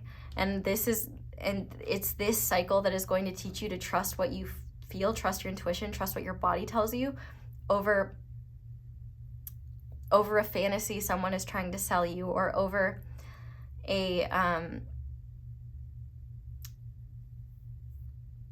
this cycle. The blessing to come from this cycle is that you will no longer be vulnerable to deceptive energies that do not serve your highest good. I'm sorry, I'm really struggling with putting the energies that I'm feeling and the things I'm channeling into spoken word. I wish I could just vibe my message over to you, because if I don't know,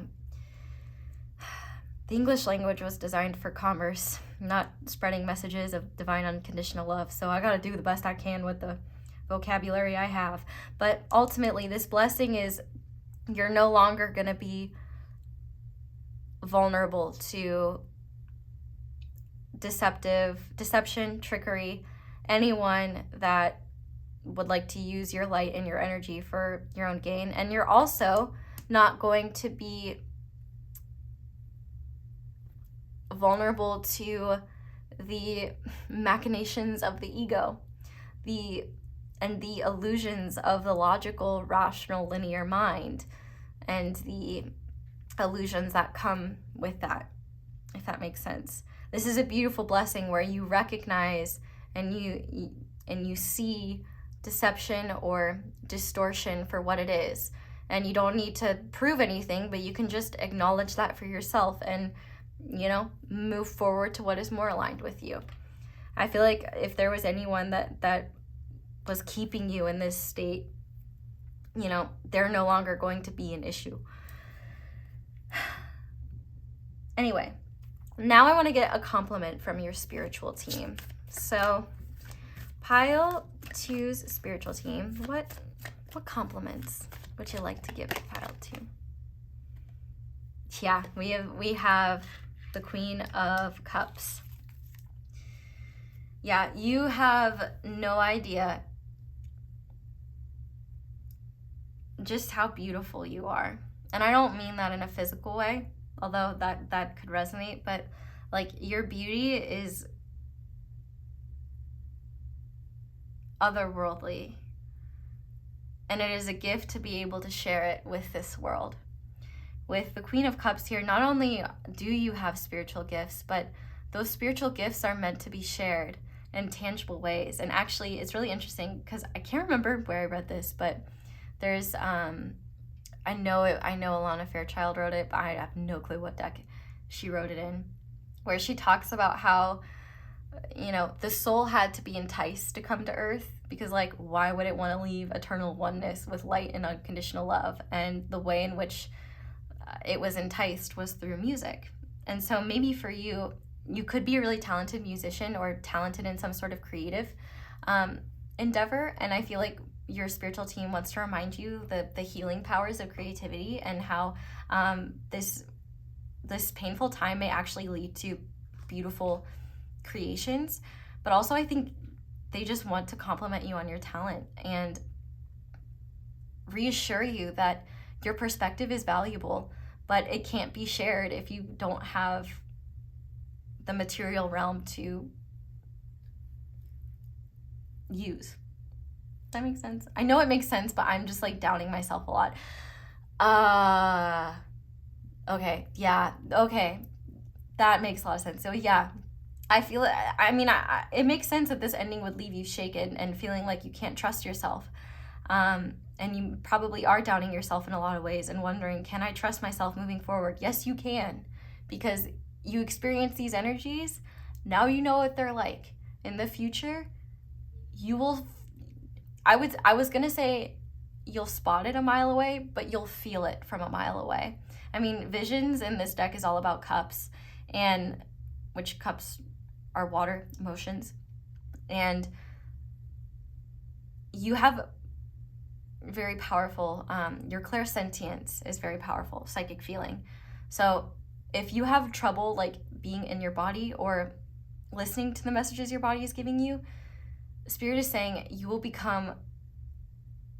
able to trust yourself so much more when you're able to feel the messages being given to you. But also, like, the Queen of Cups is very, very psychic and very intuitive. You are very intuitive. You can trust yourself more than you think you can. You know, none of us are perfect. None of us are infallible. You know, we might be wrong sometimes, but I feel like what Spirit is saying is that you have a powerful vision. Like, you have a very powerful, beautiful heart, and that heart and that beautiful light and just your energy is meant to be shared with other people. It's beautiful, it's special, it's powerful. And your own existence is literally just a gift to this planet, and you are denying everybody the beautiful gift that is you by not sharing yourself with the world, by not expressing yourself in the world, by not making your mark on this world. Make your damn mark on this world, because it needs you. It needs you very much. We don't benefit when you're just off in the ether. We need you here too. Bring the ether down here. You know how beautiful it is. Help us bridge more light on this planet, because it needs it. So yeah, thank you for helping me get through this message. So now we're gonna go ahead and move on to your advice. So we're gonna start with a crystal that Spirit is recommending. So for you guys, we have Xoxo, friend to the chronic meditator. Xoxo, known by some as a poor man's lapis, is a salty deep blue stone, speckled and striated with white calcite inclusions. Who needs it? Planners, producers, Virgos. Where to put it? Wherever you do your best non-thinking. And when to use it? When you have a big decision to make, when you're 99% finished with a project but can't get your head around that last 1%. Don't seriously give up. Meditate with Xoxo. Abandon solution-oriented thinking. Surrender to your intuition and watch your problem get solved from a place much deeper. Deepen your intuition. So we also have these cards, and the first theme is transmutation. The trigger statement is, I don't know who I am, and the true statement is, I am.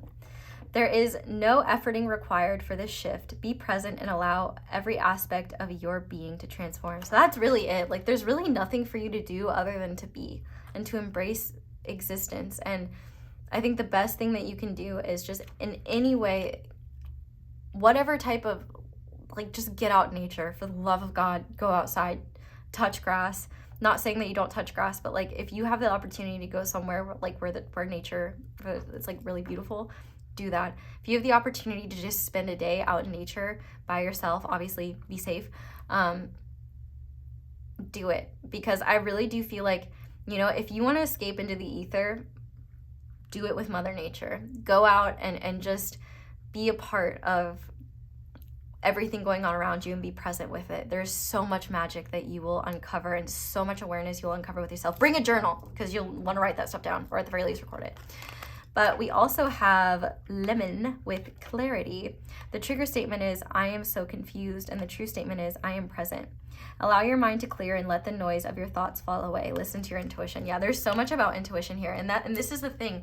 You may have felt like before you were truly connected. And I think, you know, the power of false light can be real. And I'm not saying you weren't connected to light. I just feel like that connection was, like, the integrity of that connection was either distorted by outside influences or distorted by ego, which is not something to be ashamed of. We all have an ego, and the ego loves to distort. But it just could have corrupted your true vision, your true ability to perceive, because you were being misguided by sources that were not unconditionally loving and truly coming from a place of service and for the highest good of all beings, if that makes sense. I hope that makes sense. But let's finish off with our tiny cards. So to start, we have the sacral chakra. Let your life burst forth from the seeds of creation. So yeah, creativity is a big one. Lean into that. We also have the soothsayer. Travel the road seldom taken. We have a stranger's grace. Ego fears the sudden danger, but never underestimate the kindness of a loving stranger. We have opportunities. Unfurl like a fern, even without sunlight. Yeah, I definitely think that there's a lot of opportunities to connect with the light, but I think that if you feel disconnected from the light right now and like your typical methods aren't working, I think it's because the universe is pushing you to connect with the light in a more grounded way, and I think it's through the earth. And finally, we have dreams. The universe is speaking to you through your dreams. So yeah, pay attention to your dreams. There might be valuable messages there. But pile 2, thank you so much for getting through this reading with me. If you did, you are a badass. I guarantee you, not everyone did. They may not have wanted to hear everything that I had to say. So if you did, you are a real one. And if you can sit through all this, as I try to come up with the words for this incredible energy that I'm feeling, you can 100% move through this cycle. And I promise you, it'll all be so worth it. And you will not only be stronger for everything that you've gone through, but you will no longer be vulnerable to the things that got you disconnected from a massive part of reality in the first place. So pile 2, that is where I'm going to leave this reading. Thank you guys so much for watching, and thank you so much for letting my ads play in the background. That is one of the simplest and easiest ways to support me and show appreciation for my channel and what I do. But if you'd like to support me in other ways, like I said earlier, you can like this video, comment down below, let me know how it resonates, and subscribe if you haven't already. You can also click that notification bell if you'd like to be notified whenever I upload a new reading. If you want me to see your comments, I would highly suggest being part of my notification squad, because that is when I am most likely to see comments, if you want me to see things, respond to things, and all that jazz. I also feel free to check out my candles.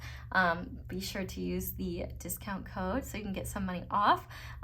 Also feel free to check out my merch, my social media, though do be aware of scammers pretending to be me. Scammers are an excellent example of false light. But with that being said, that is all I have for you guys. So thank you so much for getting through this reading with me and being patient with me as I try to channel it. And thank you so much for being here and for letting me read your cards. You are an incredible soul, and you are going to do amazing things. So I hope you all have a wonderful day or night whenever it is that you're watching this video, and I hope you'll come back and see me again soon. Bye! Hi there, pile 3. Welcome to your reading, and thank you so much for being here. If you guys chose the blue Apatite Palm Stone and the Everyday Witch Tarot, this is going to be your reading on what you need to know about yourself right now. And this is a timeless reading, so it is meant for you whenever you find it. So right now is based on whenever is right now for you. But if you want a full breakdown of the reading, there is one in the intro, but we're going to start by looking at the energy check to make sure this is your reading. If this section resonates, you found the right pile for you. If it does not resonate, this message is not meant for you. So we're going to start by looking at your light energies. So we have the Drowned King, as well as Vision, have the sun to represent the light. And then for your shadow energies, we have Amend, and we have Chiron. And then this middle card is meant to represent how the light and the shadow are working together and what they are working together to achieve for you, and kind of what you are meant to gain and learn from this cycle. So for that, we have Believe. So this may be a very specific message, and I'm feeling very called to keep it specific. So if this does not resonate, please do not try to force this message and pick a different pile or even a different video, because you'll know this pile is for you if you have recently experienced or are currently undergoing a massive ego death, and one that is not of your own doing. This is definitely the energy of the universe humbling you in a way that is so impactful and transformative that it fundamentally changes who you are as a human being, what you value, and how you see yourself, the world, and how you see your life unfolding. It is quite possible that you may be viewing this ego death as a punishment from the universe, or as something you deserved, or a flaw. And I have to stress that that's not the case. This ego death needed to occur so that you could become the person you're actually destined to be. The Drowned King is all about taking those egoic ideals of, the king often represents ego. And when we think of kings, we think of things like tyranny, we think of things like ego, we think of things like control, greed. Not saying that you are any of those things, but if you were very focused on egoic pursuits, or your goals and visions for the future were based around solely egoic pursuits, whether it be material abundance, or just something that doesn't have a connection to your heart, something that doesn't necessarily serve your soul, but serve your ego, the universe basically said, like, nah, we're done with this. Essentially, the king gets drowned so that he can resurface, or she, or they, can resurface as a benevolent, kind leader, someone who trades greed for grace and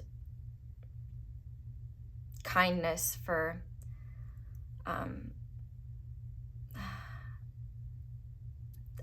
dominance is not the right word. Essentially, the best way I can put this is a process of basically the universe bringing you to your knees so that you can transform and be able to recognize what truly matters to you, what will actually give your life meaning, what will serve and support your journey, so that you don't waste another moment longer following a path that leads to nothing but empty promises and disappointment. Because nothing, honestly, it would be far more brutal if the universe let you go all the way with this idea or vision, or this the state of being you were operating in, get there, achieve everything, and then realize that it was not what you wanted and that you have to go back to the drawing board. I have to stress that this sort of ego death humbling experience is evidence of how powerful you are as an individual. And the universe did not want you to waste another second using that power for shallow or unfulfilling pursuits.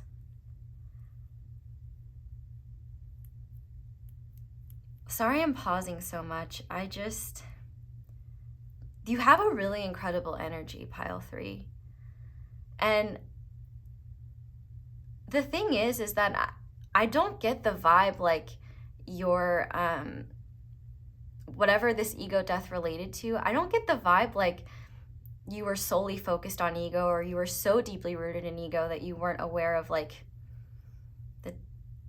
the desires of the heart, the desires of the soul, but it could be quite possible that you prioritize the desires of the ego. For example, you know, maybe you're the type of person to keep people at arm's length because you don't want to be vulnerable, or maybe you're the type of person to, or maybe you were, I guess I should say were, right? There's so many different ego responses, and there's so many different ways that this could manifest, but ultimately, if this pile is for you, you've experienced a humbling experience. How's that word count for you? That will fundamentally change you, and you are probably already aware of this, but you will no longer be the same. And that is such a beautiful thing, not only for you, but for humanity.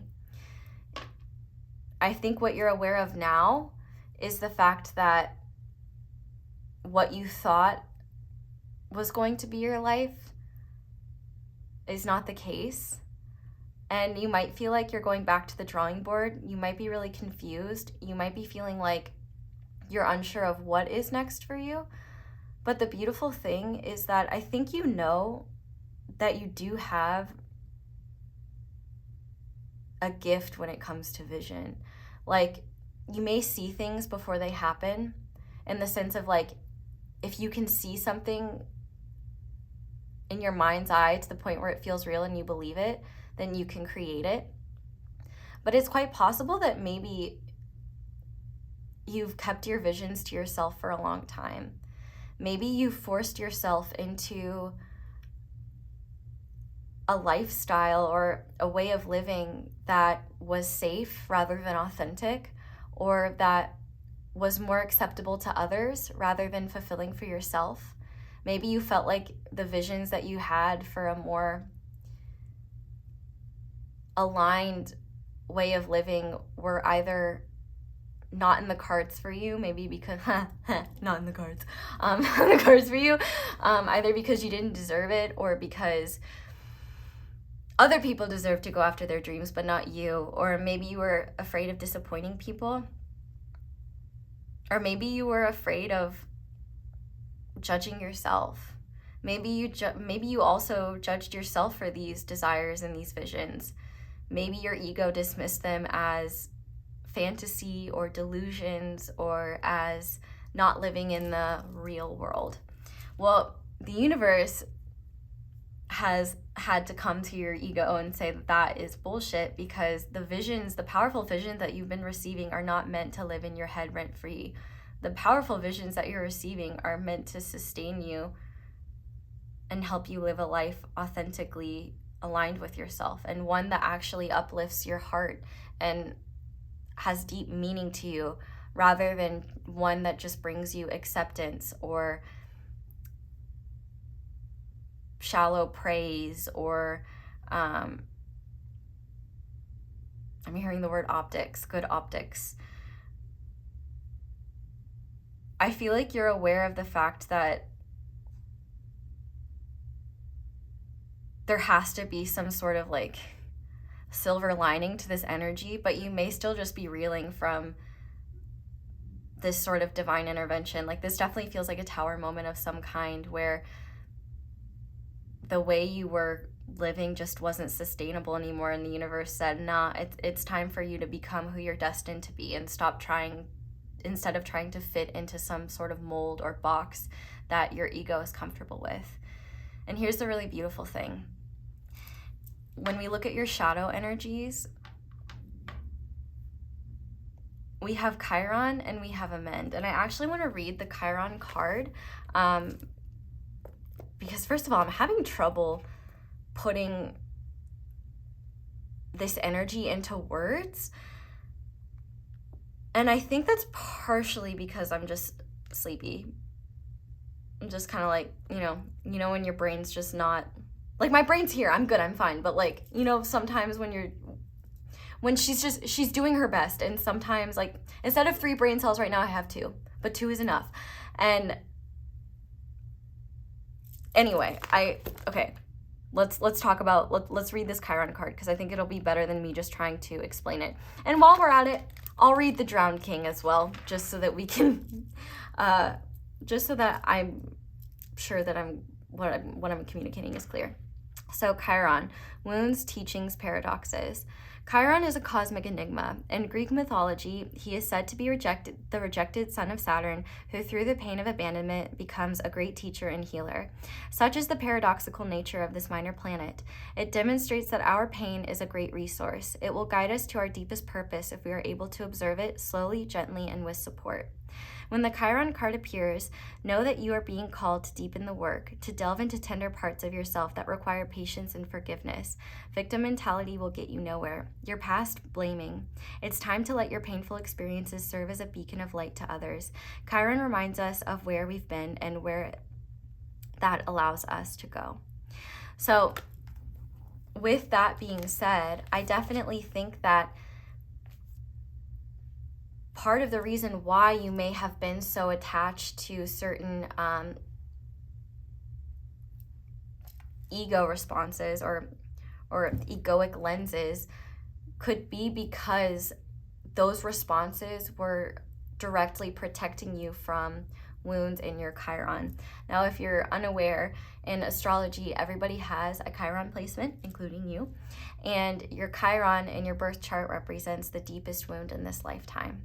So I would highly recommend looking up your birth chart and looking at where your Chiron is, what sign, what house, and seeing what there is to know about that and how you can work on healing that. It's quite possible that this wound was something that you tried to ignore, and it could be an amalgamation of wounds as well. Just parts of yourself that maybe you felt like the vulnerable parts of yourself.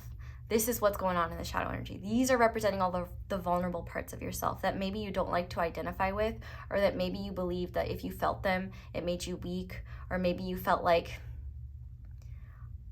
the only way to cope or the only way to feel good about yourself was to pretend like they don't exist, or literally fragment those parts of yourself away from your conscious mind, because you may have felt like those wounds made you flawed, or that those wounds made you weak. And that's not the case at all. If anything, your ego was the one keeping you weak. It takes true strength to face all parts of ourselves and show love and compassion and forgiveness to the imperfect, wounded parts of ourselves that are messy, that are dark, that are chaotic and potentially toxic towards ourselves or others. You know, and I'm not saying that you are, I'm just listing examples of certain energies that we might, that our ego might, you know, what's the best word? That our ego might try to justify like certain behaviors, but it's underlying, like for example, if you have a wound around, like if you're really insecure, you know, your ego might overcompensate by focusing on goals and pursuits that you think will make you feel more secure. Like, I want more followers, or I want a beach bod, or I want this, or like I want this change to myself, or I need to fundamentally change who I am. And I feel like what you've truly needed is to recognize that if you can't embrace all parts of you, not only can you not see how powerful you are, but also you're just not living in your truth if you're not able to address, or at the very least see and amend things. Even the strongest people are fragile, and even the strongest energies have fragility at times. I feel like one thing you need to understand is that fragility is not a weakness. Everyone has fragile spots. Everyone has vulnerabilities. Everyone has wounds. Every single person on the planet has a Chiron wound. You know, none of us are truly living this completely unbothered life that is just good vibes and no struggle. No human leaves this earth unscathed, and you might have taken your wounds to be a reflection of your of your value and may have felt like your wounds made you weak, or your wounds made you unlovable, or your wounds made you unworthy. And this ego death was meant to help you face those wounds head on so that you can actually become who you're meant to be. Because this is all leading to this energy of belief. And I genuinely believe that this ego death happened so that you could actually start to believe in yourself instead of holding on to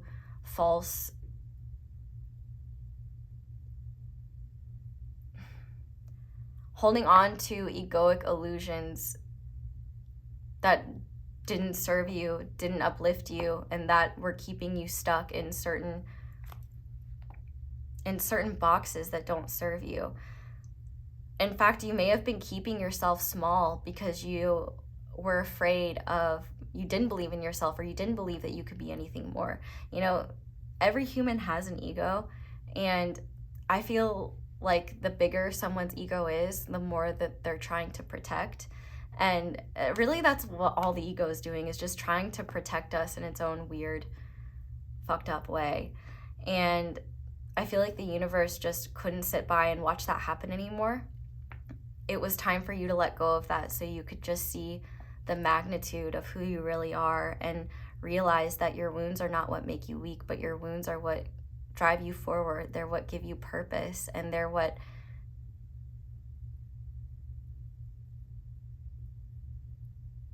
does the word say? They guide us. They give us purpose.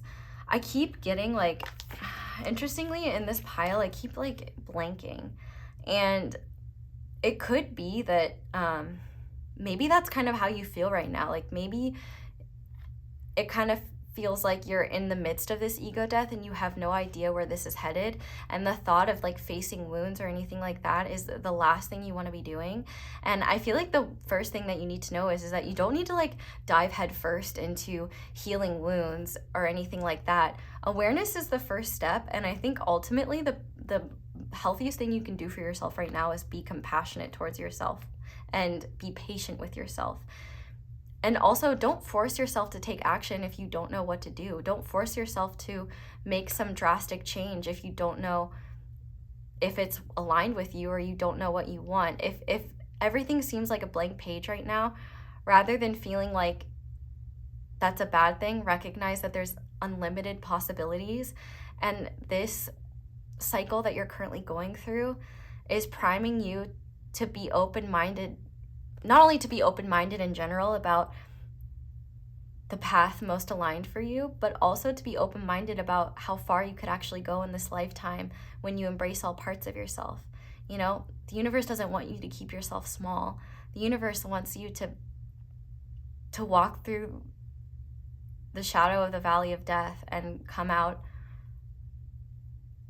a transformed person, you know? And I feel like with this belief card, it's this process that is going to make you realize that not only can you do more than you thought you could and be more than you thought you could, but you always had that capacity. All you needed was to let go of the mental limitations that made you think you were only safe existing in one way or falling into one sort of identity. But I also want to read the Drowned King as well. And what I mean by identity is, like, for example, a role. So like maybe you just saw yourself as an accountant, but maybe you've always loved painting, but you felt like painting was a dumb hobby. And so you said, no, I'm just gonna hang out with my numbers and I'm not gonna paint. And the universe is like, you have beautiful visions to put on a canvas, and that's not gonna happen if you're stuck in an Excel sheet. We want you to excel in other things than human work stuff. You know? I don't know. Anyway, let me read The Drowned King, because I promised to do that, and I feel like it'll make more sense. I don't even know if I'm making any sense right now, so I'm so sorry if this is like chaotic or somewhat confusing, or if I repeat myself. Anyway, The Drowned King, ego collapse, losing face, humility. In alchemy, the archetype of the king is often used as a symbol for the ego, the aspect of the self that is attached to its title, name, and identity. Okay, so that was the right word to use. It is said that the Drowned King is a required phase in the process of transformation. Only through dissolving who they thought they were is the king able to become who they are destined to be, a kind and benevolent leader. How does the drowning occur? Not voluntarily, that's for certain. Through circumstances beyond their control, the king is brought to their bottom, to their knees. When this card appears, expect a huge blow to the ego, impactful enough that it causes one to turn their life around, prioritizing grace over greed, benevolence over brutality, sovereignty over selfishness. The drowned king eventually resurfaces as a fully changed, benevolent being. And that's the thing, is that benevolence and that kindness starts with yourself. And not only that, but like this ego death, I mean, if you're holding on tight, if you feel an ego death coming, I guess there's your confirmation that it is coming, but to not be afraid of it because it's actually what's going to set you free. Your ego is keeping you in a prison of illusion, and the universe is breaking you out so that you can live freely and just live life the way you deserve to live, which is to live it with meaning and live it with love and happiness and joy. And, you know, obviously we like life is hard, human experience, like being human is hard. You don't need to make it harder by forcing yourself to fit in a box or live a life that's too small for the role you're destined to play. And that role might be many different things. I feel like, if anything, in terms of like psychic abilities, I think you have a really strong sense of clairvoyance. And I think that when you see visions that feel right, that inspire you, those are useful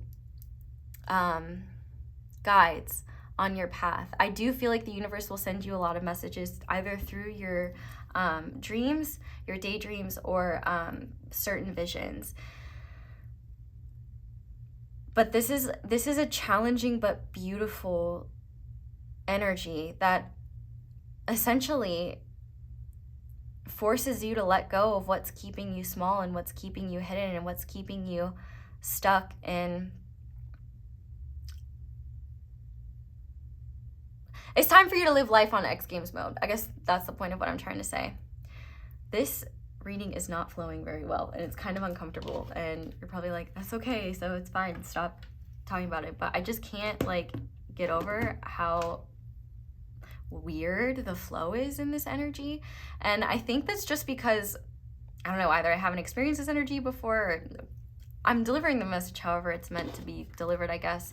But I do think that there's just a lot of doubt within you, and you may be feeling like you can't trust your visions, or you may just really be beating yourself up. Like, you may be like, depending on where you're at in terms of this ego death, you may be feeling like in this energy of like feeling sorry for yourself, or feeling like, which, no shame, like I feel sorry for myself sometimes too. I literally did yesterday when my restaurant was out of my favorite smoothie bowl. But anyway, you might just be feeling like, how am I gonna do anything? Like, I feel horrible, or I just, like, this sucks. Like, you know, you may just be kind of reeling from what has happened, and that's okay. I feel like what the universe needs you to understand is that there is no rush, and there is no time frame that you need to hold yourself to. This is a process that is going to continue to unfold, and it's one that you have to trust and believe before you see. I actually said this in another pile, so if you're drawn to another reading, if you're drawn to any of the earlier piles, I do believe I said that in another pile that instead of thinking that seeing is believing, it's time to flip that and recognize that believing is actually seeing, rather than waiting for evidence to believe something, believe in it and allow the evidence to unfold, because it will happen. I feel like one thing you need to know is to trust your visions. And if you're not seeing anything, that's because you're not meant to take action, or the answer is like, it's not time for you to make a shift yet. You know, I feel like the universe knows exactly what we need, even if we don't know what we need. And so I would just trust the timing of how this is unfolding for you, and recognize that your path to healing, your path to becoming your authentic self is not going to be linear, and it is not necessarily going to be straightforward. It might be confusing, there might be setbacks, there might be times where you're just angry and frustrated and need to take a break and be angry at the world or be angry at things, and that's okay. I feel like more than anything though, this is a process of transformation that is not only going to empower you so much, but when you move through this process, even if it scares you, you're going to be able to take action towards things that you never thought you would be able to in this lifetime. And I really feel like there may be dreams that you had as a child that, or as like an adolescent teen, that adults may have suppressed because they weren't practical, or because maybe your family wasn't accepting of it. And I feel like the universe might be saying, pay attention to those visions that inspired you as a child, because they weren't there to taunt you. They were there to let you know what you're capable of achieving. The universe wouldn't give you a vision that made you feel passionate, that made you feel excited, that felt aligned with you, if it wasn't meant for you. So really, this is all about you learning how to believe in yourself, and learning to recognize that your strength is not in detaching from and avoiding your wounds and pretending like they don't exist, but rather meeting all parts of yourself, the parts that you do like and the parts that you may not be so fond of, the parts that need more love, and helping bring them back together so that you can see yourself as more than just a title, an identity. You are so much more than that. And man, I'm gonna get into the tarot in a second, but like, the biggest message that I just keep getting over and over and over is, you have no idea how high you can fly. Okay, Michael Scott. But it really is that, you know, if you've ever seen, which I'm sure a lot of you have, Michael Scott is a character from The Office, which is a TV show, and he essentially quits his job that he loves and tells his boss off that his boss has no idea how high he can fly. And in that process, he flies very high and he takes crazy risks but succeeds a lot. And I feel like the one thing you need to know is that when you are doing something that's not only aligned with you but also serves humanity or serves the world in some way, the universe will always support you. Always. And that may not mean that you're filthy rich and bathing in money every day, but it does mean that your needs will be met. And it does mean that rather than living for security and living for the weekend, instead you get to wake up every single day and live a life with meaning and purpose. And rather than forcing yourself into boxes that your ego feels comfortable with, you can let go of all of that in general and be open to the parts of yourself that come forward, the parts of yourself that you are yet to discover, the parts of yourself that you're ready to let go of, and be a conscious witness of the beautiful evolution that will be your life journey and I want to cry, the person that you're meant to become. Oh, pile 3, I wish I could give you a hug. Because you just, man, you might see this as a punishment or as a curse right now, but you have no idea how much of a gift you will see this one day, and how grateful you will be that you didn't waste a minute more on a life path not aligned with your truth. Oh, let's get into the tarot. Okay, let me start shuffling. Oh, I love this energy and I love it. Okay. I love you. I know that might sound weird from a person that you don't know, but like, I feel your soul and I love you. You deserve love. You deserve to love all parts of you, even the wounded parts. even the messy parts. But I did quickly want to mention while I am shuffling, if you are enjoying this reading, or if you would like to support me in a simple way, liking this video is one of the most helpful things you can do. So thank you so much to everybody who does that. But I also want to give like a huge thank you to everyone who not only leaves me comments and you know, lets me know how the readings resonate and are just kind to me and supportive in general, but also thank you so much for being so kind and supportive to one another. It really just fills my heart with so much joy to see you guys support one another and be so kind. And you know, the internet can be a real dark place, but it just really means a lot to me that, you know, we have developed a community here that is so kind and compassionate, and negativity is very much an outlier. I'm very grateful for that, and I'm very grateful that you're here, and I'm very grateful for everyone's contribution to a kind and compassionate environment. And I would really appreciate you cultivating a kind and compassionate attitude towards yourself. Anyway, let's get into the tarot. Okay, so I want to start by looking at what you are doing well, what the universe wants you to continue doing, what you are being commended for. So Spirit, what is pile 3 doing well? Aha, I love it. Okay, so we have the Knight of Swords here. So you are definitely, I feel like for a lot of you, you're recognizing that it's time to face things head on. I feel like you're not avoiding the truth. I mean, the Knight of Swords is a very fast-acting energy, and it's also very, it can be impulsive, but it's also very inquisitive and intelligent. And I feel like more than anything, I feel like you're accepting the truths that life has given you, even if they are hard.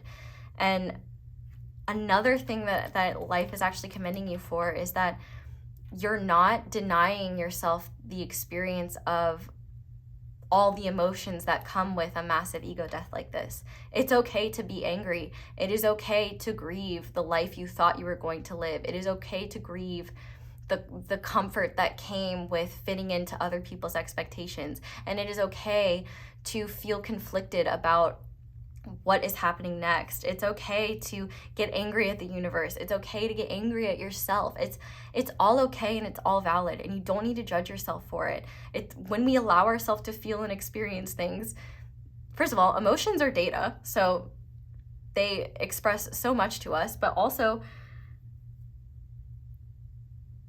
pushing away your emotions is so destructive, and like they're just gonna sit there and wait for an opportunity to come out anyway. So really the healthiest thing you can do is allow yourself to feel and experience and see things in whatever way feels best for you. But I also think that there's this almost unapologetic energy here where you may just be realizing like, okay, I really do need to, like, this really does need to change, and I don't care who has a problem with it. I'm gonna be me. I also feel like the Knight of Swords is a really fast-acting energy, and so I feel like you're actually going to move through whatever pain or frustration around this ego death, like whatever is happening here. I feel like you are going to be able to move through it very quickly. Also, I'm called to notice just like how many birds there are in this picture. Crows or ravens could be significant. Does anyone know the difference between a crow and raven? Because like honestly, I don't. But I feel like there are a lot of guides around you. I'm specifically feeling the Norse god Odin. Nordic deities in general could be significant to you. But really, what I also feel is that when you feel the impulse to act, or you feel the impulse to speak or do, you act on it. You can act on it and make things happen quite swiftly. So I feel like what your guides are saying is to trust that inspiration and don't force things if it doesn't feel right. I feel like your guides just want to commend you on your fearlessness, because a lot of people experiencing an ego death like this, you know, wouldn't have the same response that you do. I also think black feathers could be significant. They could be a sign of protection, but there's a lot of guidance around you protecting you. And I feel like there is so much conspiring to help you move towards the life that you're meant to be aligned with. And I feel like if you're doing research right now or exploring things that maybe you pushed away in the past, or maybe you felt like you didn't have time for, or you thought was unnecessary, if you're doing any exploration towards topics of interest or things that you once pushed away because they didn't fit your idea of what you thought you should be doing, I feel like the universe is really encouraging you to keep going with that. Any topics you find interesting, anything you want to explore, I feel like really the sky's the limit. And as long as you're within your truth and it's aligned with what feels right to you, you really can't go wrong here. I also think that if anyone has any problems or any issues with this change in yourself, I feel like there is this kind of energy of, well, like it's this unapologetic energy of, you don't have to like it, you don't have to approve of it, I'm gonna do what I want. Like, this is very much Cartman on Maury being like, whatever, I do what I want. And we love that for you. So love this energy. And also I feel like I don't know if you're the type of person to laugh at your own pain, but I feel like you spit mad jokes, and I feel like you may actually be saying some, like, you may have come up with some funny ways to like laugh at this whole experience. I feel like if you have been using humor as a way to cope with this experience, you don't need to shame that. I actually think it's really healthy and a great way to look at like the lighter side of things when you're really frustrated. But now I want to look at what's in your blind spot that you should be aware of. So Spirit, what's in pile 3's blind spot? I love to see it. Okay, so this is interesting because the 6 of Wands is a card about victory and success and recognition, but it can also be a card that represents ego. And see, this is why this ego death is so important. If you have been feeling like success is so close, or like, you know, you're capable of achieving your dreams, or you just feel like there's something more for you, but it seems like something isn't following through, or the universe hasn't been making it happen, it's literally because this ego death needed to happen. Because if you would have achieved the recognition and success in whatever it was you're currently doing, or whatever path you were currently following, not only would you become dependent on that recognition as a way to appease your ego, but also it would be something that you would potentially grasp onto as a form of validation. And when something shifted within that, it's essentially like kind of dangerous, because it would just lead you back to feelings of low self-esteem when you didn't get that validation either anymore, or when it waned, or when it shifted or changed in any way. I feel like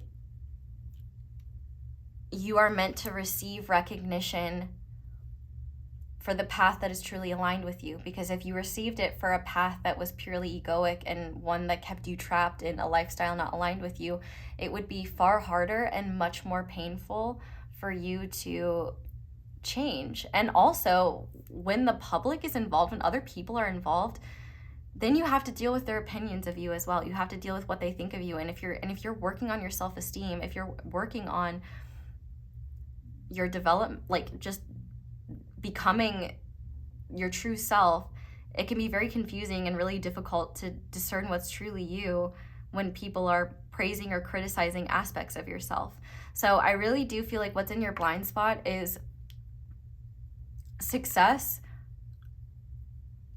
that you will have to believe to see. Well, I guess in this case, see to believe. Well, I guess that's the paradoxical part of life, right? But the point here being that this ego death is leading you to success that will not only be meaningful, but you will feel like it will be satisfying, and you'll feel like you've truly earned it. And you'll realize that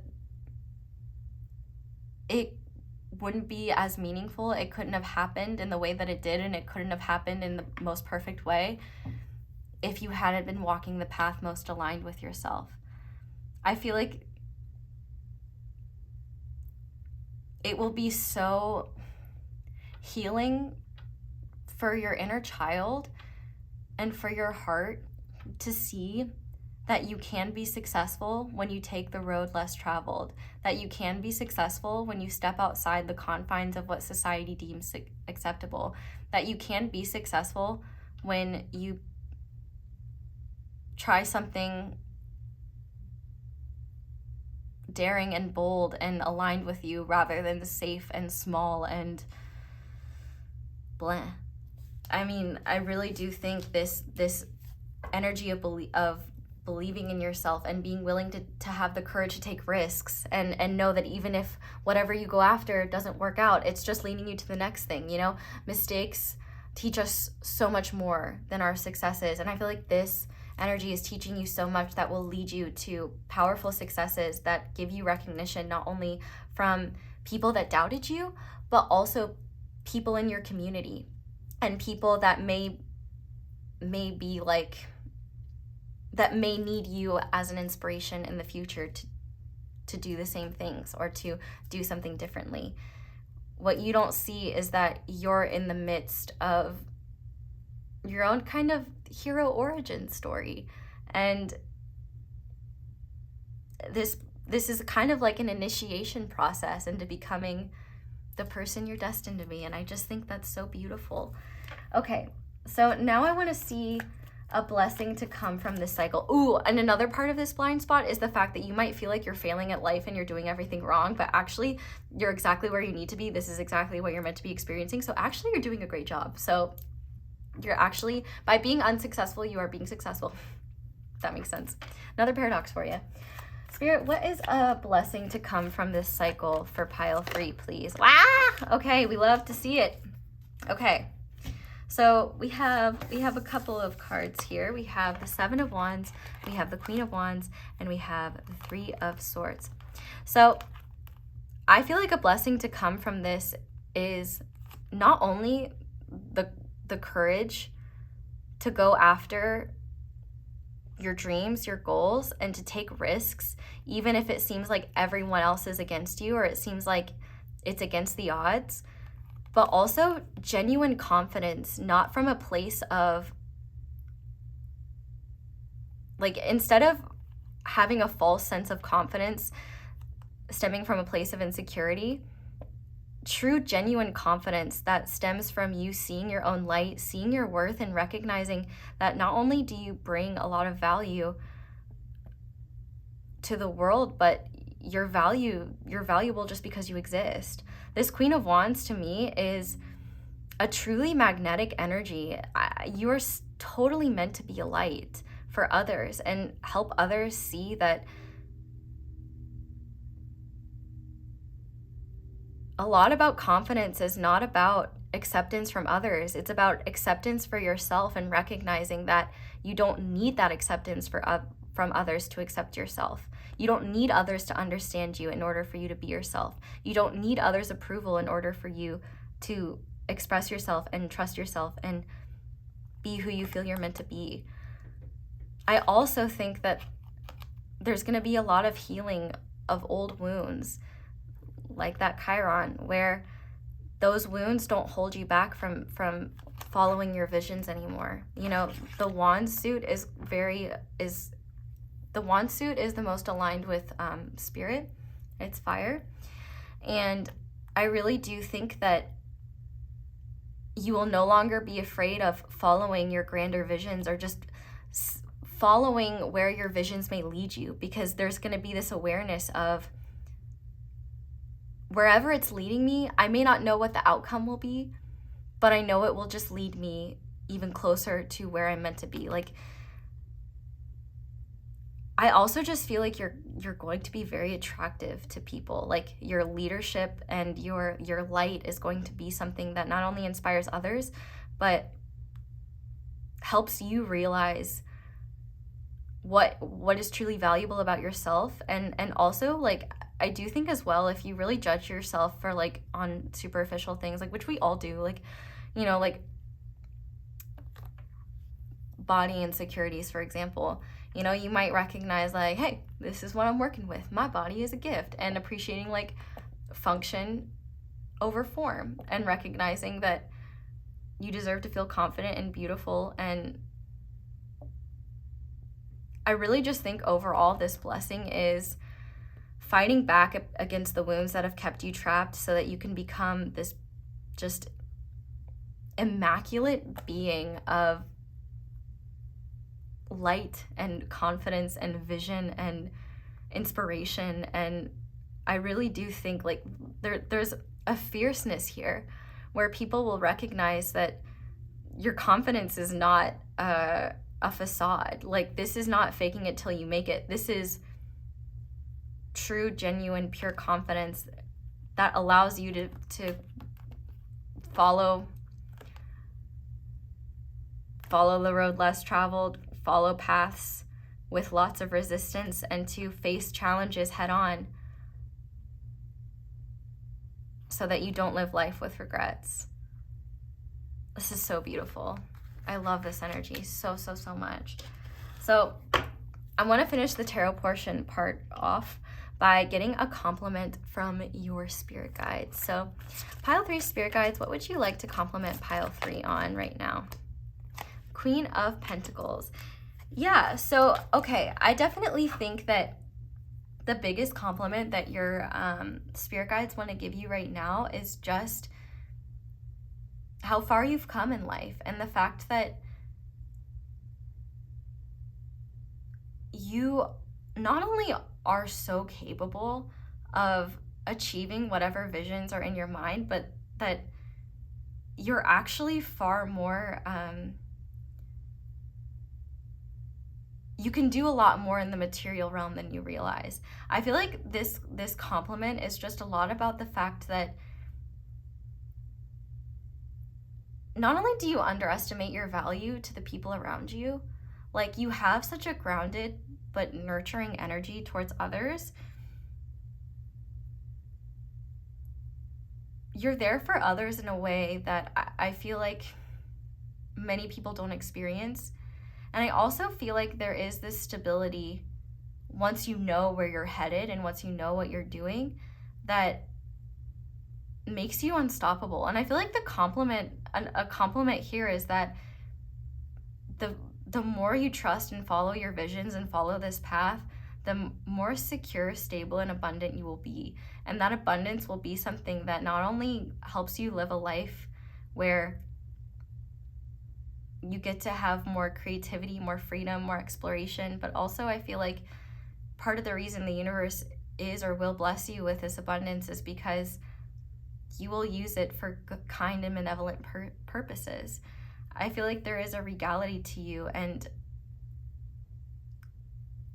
your soul is just like, man, chomping at the bit to start expressing itself in the material, because you're so much more powerful and grand than you think. And I feel like another compliment that your spirit guides want to give you is the fact that you are developing a foundation that is unshakable. And it's through this process and the willingness to work through it that you are going to just not only prove people wrong, but prove yourself wrong about what you're capable of achieving. And I actually have a specific message here. If you are a parent, I feel like one thing that your spirit guides are complimenting you on is just your ability, like your parenting skills, or how good of a parent you are.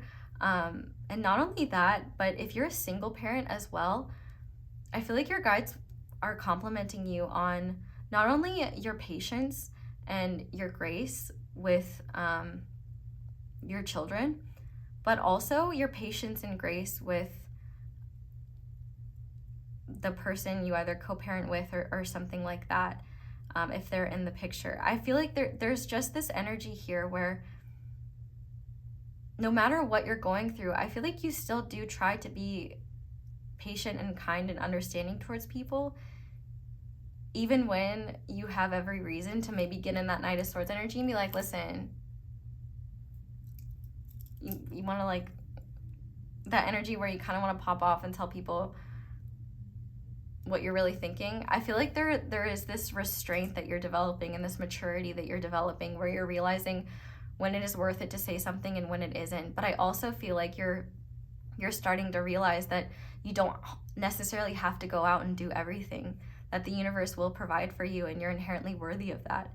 You don't need to prove yourself to anyone. You don't even need to prove yourself to yourself.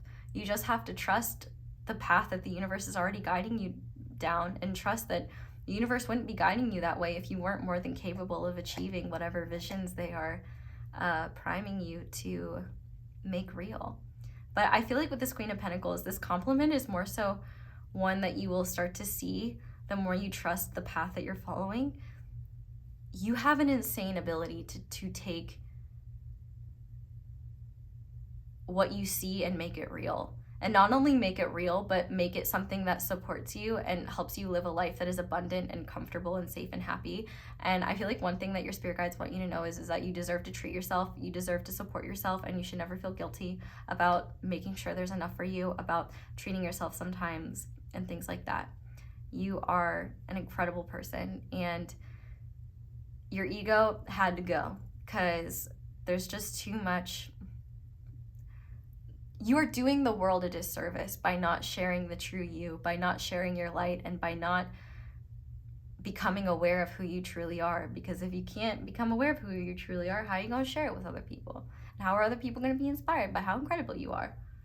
You just simply have to. But I also think that if you're uncomfortable with like your feminine energy, I feel like this process will help you become more comfortable with your feminine energy, since we have two queens here.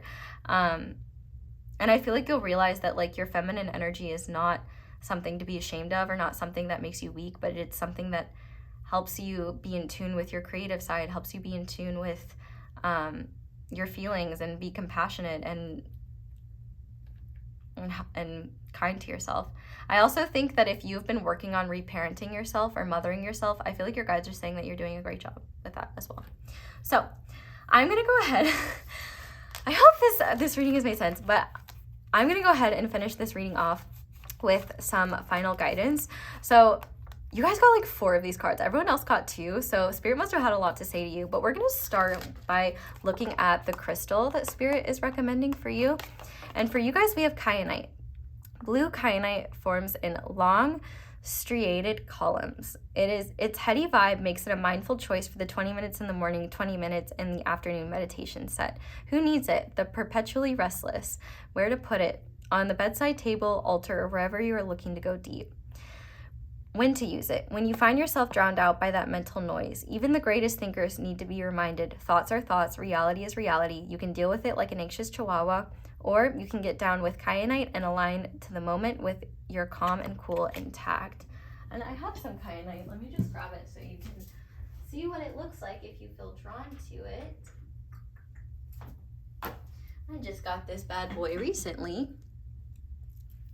So if you're interested in getting some, that is what it is like. But let's go ahead and look at your chakra cards, because clearly Spirit has some thoughts. So beautiful. We're starting with the heart chakra with the energy of unity. The trigger statement is, I am unstable. The true statement is, I am aware. You are strengthening the connection between your energetic and physical bodies to help you manifest your goals. Yes. Another hard one, yes. We also have the theme of comfort. The trigger statement being, people cannot be trusted. The true statement is, I trust my heart. Your big, beautiful heart is ready to open. Trust that you will be able to discern who is best to walk with you. We also, yes, we have the solar plexus with the theme of self-worth. The trigger statement is, I am disgusting. And the true statement is, I am a miracle. Please be gentle and love yourself. Provide your body-mind with what it truly needs to carry you on your journey. And anytime you think you're not a miracle, just remember you're the sperm that won. And finally, oh my gosh, yes, we got solar plexus, heart energy. Another stone that might be useful for you is peridot. It's like a very light green stone, and it kind of infuses the heart and solar plexus chakras. But the other theme we have is processing. The trigger statement is, I am so worried, but the true statement is, I have a solution. Slowing down and listening to your inner voice will provide you with direction and purpose. Okay, so now we're gonna look at these little mini messages, because I haven't used these guys and I just want to see what final messages come through. So Wow, we have another one about oneness. You are part of the universe and you always will be. Yeah, and part of oneness is becoming one with all parts of yourself, not just the parts that you deem acceptable. And what I say about the crows, the ravens, the crows, I don't know what they are. I don't want to disrespect any birds out here, but any ornithology experts, please tell me the difference. But crows and ravens are very significant. We have Walker on the Wind. I imagine if I just read instead of mumbling, I would have known immediately it was a raven. The raven shows the way. Be courageous. Change and chance can bring exciting wonders. Yeah. Trust that you're being guided in real, tangible ways. Also, you have an uncanny ability to discern when the universe is sending you signs. I would trust your immediate intuition when you see a sign. Whatever message you get from the sign, trust it. We also have Hummingbird Song. Nectar of sweetness and joy it brings. The hummingbird's healing as medicine it sings. So hummingbirds could be significant, and maybe singing could be healing as well for you, or music in general. Joy. Spread seeds of joy like a wildflower, and no doubt you will revel in the result. Yeah, like seriously, Pile 3, you deserve to live a life that is comfortable, that is joyful. Man, the universe loves you way too much to let you live a life that is small and not true to you. But finally, we have Blue Star. Follow the light of your inner compass, the blue star. It will lead you to the truth that resides within your soul. That is beautiful. So Pile 3, thank you so much for being patient with me as I channeled this message. This was a bit of a challenging one, and it could have just been because I was doubting myself, or just, this was, I don't know, just the energy in this one was a little bit different. I don't know, it just flowed differently. I can't necessarily explain why, but like, I don't know. I hope it resonated and I hope it made sense. Thank you so much for being patient with me, and thank you so much for sticking around, and thank you so much for watching my ads, or you don't need to watch them, just letting them play in the background, because that is one of the simplest and easiest ways to support me and show appreciation for what I do, and also help me pay my bills. So thank you. If you'd like to support me in other ways, you can like this video. You can comment down below, let me know how it resonates, and subscribe if you haven't already. You can click that little notification bell to be notified whenever I upload a new reading. You can get one of my candles, which the links will be down below. You can check out my merch, and you can also check out my social media, though do be aware of scammers pretending to be me. I do not offer personal readings at this time, and if I am ever offering personal readings, I will not offer them by entering your DMs. I can barely text my friends back. Okay. Sorry, I'm burping. Okay, that is all I have for you guys. Thank you so much for letting me give you this reading and for the opportunity to feel this energy. I really do have to say, Pile 3, you are embarking on an incredible path, and like I said earlier, you have no idea how high you can fly. So that is where I'm going to leave this reading. Thank you guys so much for watching and for being here. I hope you all have a wonderful day or night, whatever it is that you're watching this video, and I hope you'll come back and see me again soon. Bye! Hi there, Pile 4. Welcome to your reading, and thank you so much for being here. If you guys chose the Eudialyte, probably saying that wrong, Palm Stone, and the Dark Wood Tarot, good choice by the way, this is one of my favorites, then this is going to be your reading on what you need to know about yourself right now. So, and by right now, I mean whenever you found this reading. It is timeless and it is meant for you whenever you find it. If you want a full breakdown of the reading, there is one in the intro. We're going to start with the energy check. If this part of the reading resonates, then this message is meant for you. If it does not resonate, then this is not your reading. So we're going to start by looking at your light energies. So to start, we have the Blue Temple. You guys actually got an extra card on both sides, so I may have to figure out how I'm gonna align this. We also have the Uncreated, and we have Repel. Is that all in print? Oh my gosh, yes, perfect. We love to see it, but I'm gonna line these up because I feel like it might bother some of you if they're not lined up, or maybe just me. Okay. Then for your shadow energies, move over. We have Earth, we have Benevolent Guide, and we have the Golden Rose. Sure. Okay, cool, good. And then finally, this center card is meant to represent what these energies are achieving, how/why these energies are working together, what they're leading to, the underlying lessons behind it. So for that, we have worlds within worlds. Beautiful, beautiful, beautiful. I love this energy. I love this energy. I love this energy. So if you were coming to this reading expecting for me to burst your bubble and tell you to be realistic and let go of your fantasies and your visions and everything that you feel intuitively, you're about to be disappointed, because I'm about to encourage everything that you've been doing in terms of envisioning what you truly want. So I do want to stress, when I talk about light energy and shadow energy, represented by the sun and the moon, I do not mean good energy and bad energy. So if that's what you're thinking, let go of that idea. All I mean by light energy is what you're consciously aware of, what you can see. And by shadow energy, I merely mean what is not necessarily in your zone of awareness, what is more a subconscious energy that you're dealing with, an energy that you might be somewhat aware of, but unsure of how it's manifesting, why it's there. It could be really anything like that. So I want to start with your light energy because I love it. This is the energy of someone who is not pushing away their dreams. With the blue temple and the uncreated, I feel like you may be getting almost bombarded with inspiration or visions of a future that feels right for you. I'm literally hearing the next step. And the thing with this Repel card is that this is actually such a powerful card because you are becoming aware of the fact, you're becoming aware of what is not aligned with you.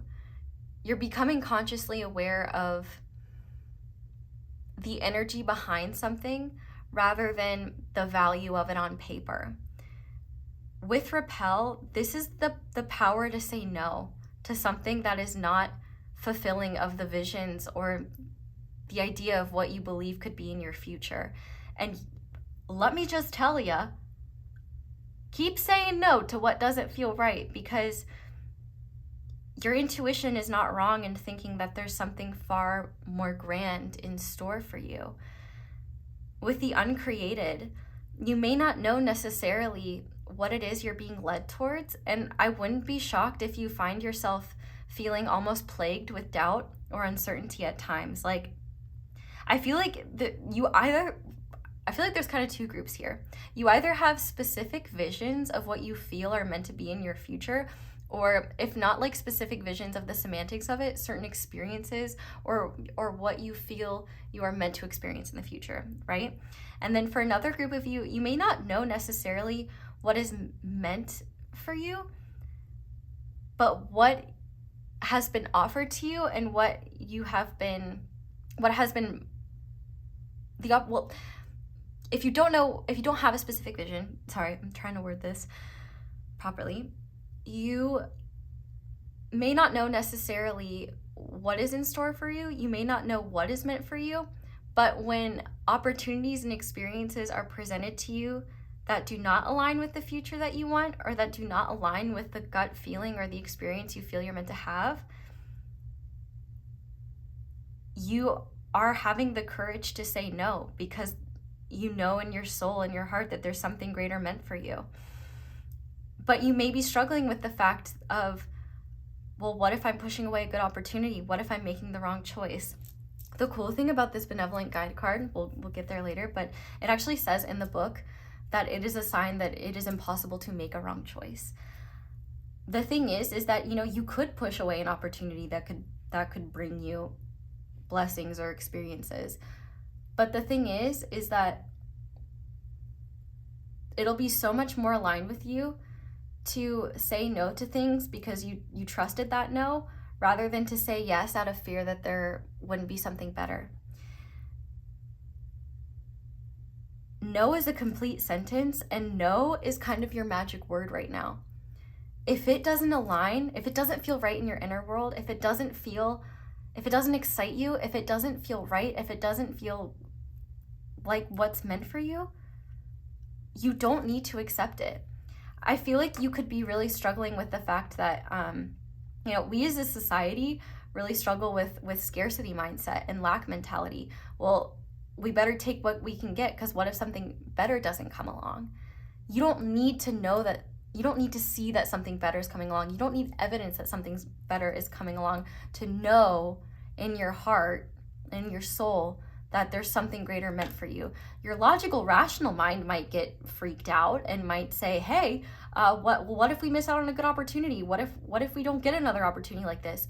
And I would counteract that with, what if the opportunity of your dreams wasn't able to manifest because you accepted an opportunity that was lesser than what you truly desired? What's in your light energy is the awareness of that you may have big dreams. No, you do have big dreams, and I love that for you. And those dreams are not just delusions.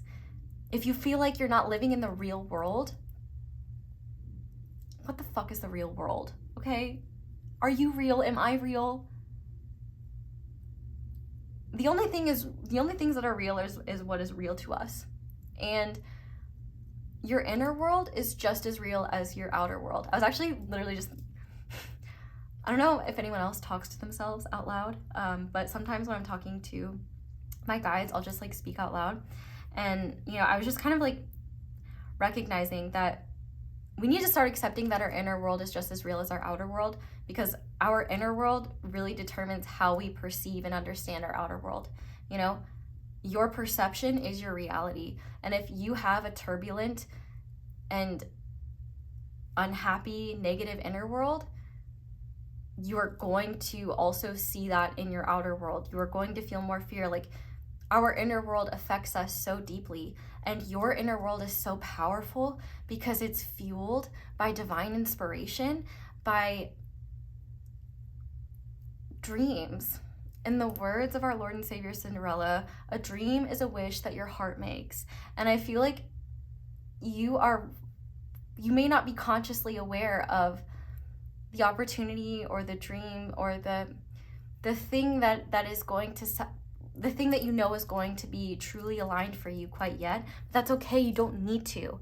All you need to be aware of is what you know isn't for you, what you know doesn't feel right, because the life of your dreams is currently being created by your willingness to say no to things that may be nice, may be good, but are not the thing that's just right for you. The thing that in your heart is out there and exists, even if it isn't in your immediate reality, even if you don't even know necessarily what it is.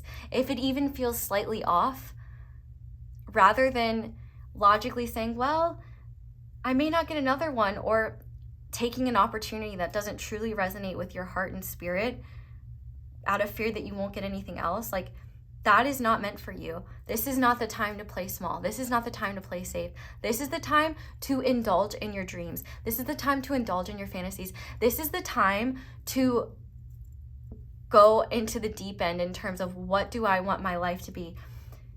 You are a well of endless potential, and your dreams can and will manifest with your ability to stay true to what you feel them to be. I feel like it's important to say feel, because you might visualize your dreams in one way and they might actualize in a different way. You might see them one way and they show up in a different way. You'll know it's right for you because it'll feel right. If it feels even slightly off, don't settle. What you're consciously aware of is inspiration and the potential of creation, and also the fact that it would be a form of self-betrayal to accept a path that doesn't light up your spirit, that doesn't feel right within you.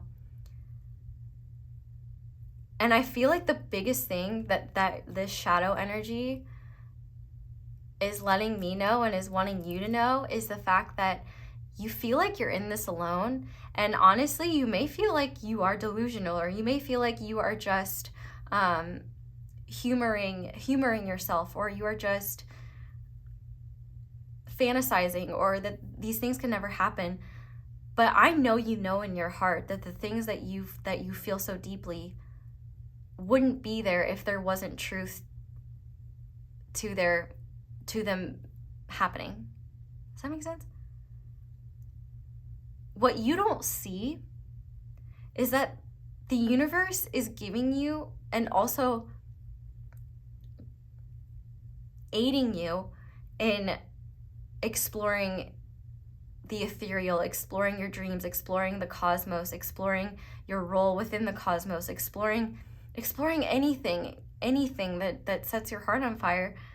Because not only do you deserve that, not only is that your divine destiny, but there are so many benevolent forces working to ensure that you don't accept anything less than what you deserve. That is what is truly meant for you. I feel like your guides actually give you a lot of synchronicities that you might doubt or push away. Your biggest enemy is your rational linear mind right now. And see, here's the thing. Our rational linear mind does serve a purpose and does have value, but when it comes to accomplishing our wildest dreams and following the heart and soul, like the soul's path rather than the ego's path, it requires a willingness to be comfortable with the unknown and recognize that our heart won't lead us astray, and we don't need to see where it's headed to know that the universe would never do anything like malicious. Like, the universe would never intentionally misguide you from a path down one that's not meant for you because it's like just a prank, bro. Like, no, that's not how unconditionally loving guidance works. Your guides are always around you and they're constant.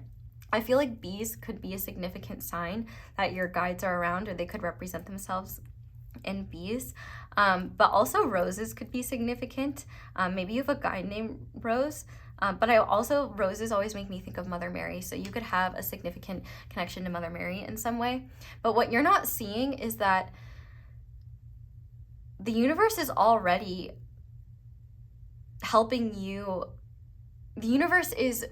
What you're not seeing is that the universe is working not only within your favor, but also working to align you with the dreams that you're conjuring, with the desires that your soul yearns for. And it's interesting because these dreams, they seem to be embedded within your spirit, within your psyche.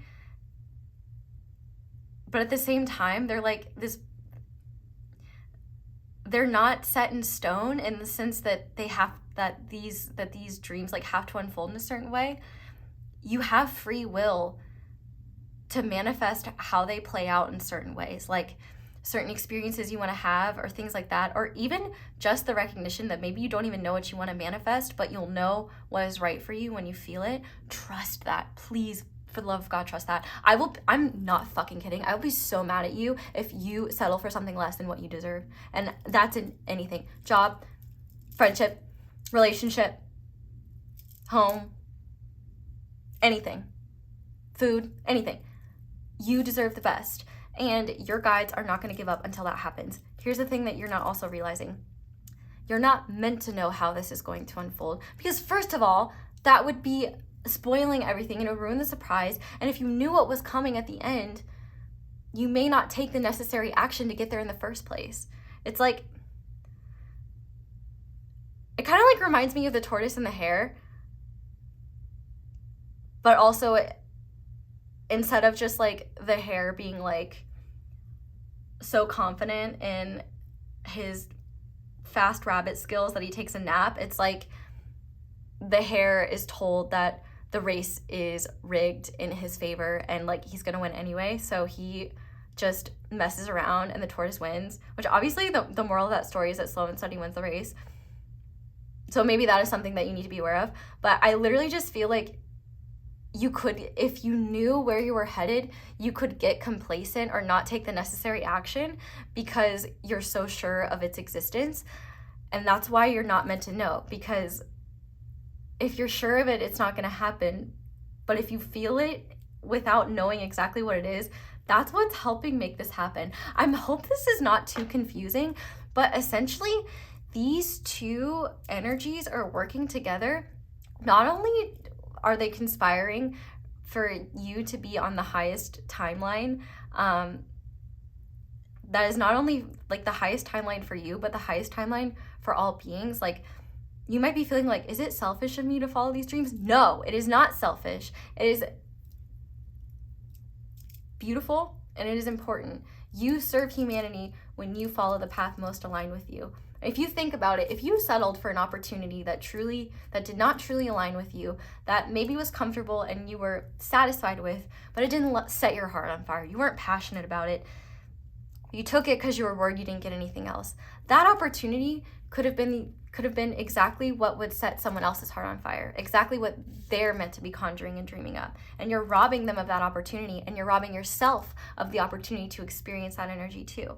So when you follow what is most aligned with you, not only are you protecting yourself from going down a path that is not meant for you, but you're also keeping that path open and available for someone who is truly aligned with it.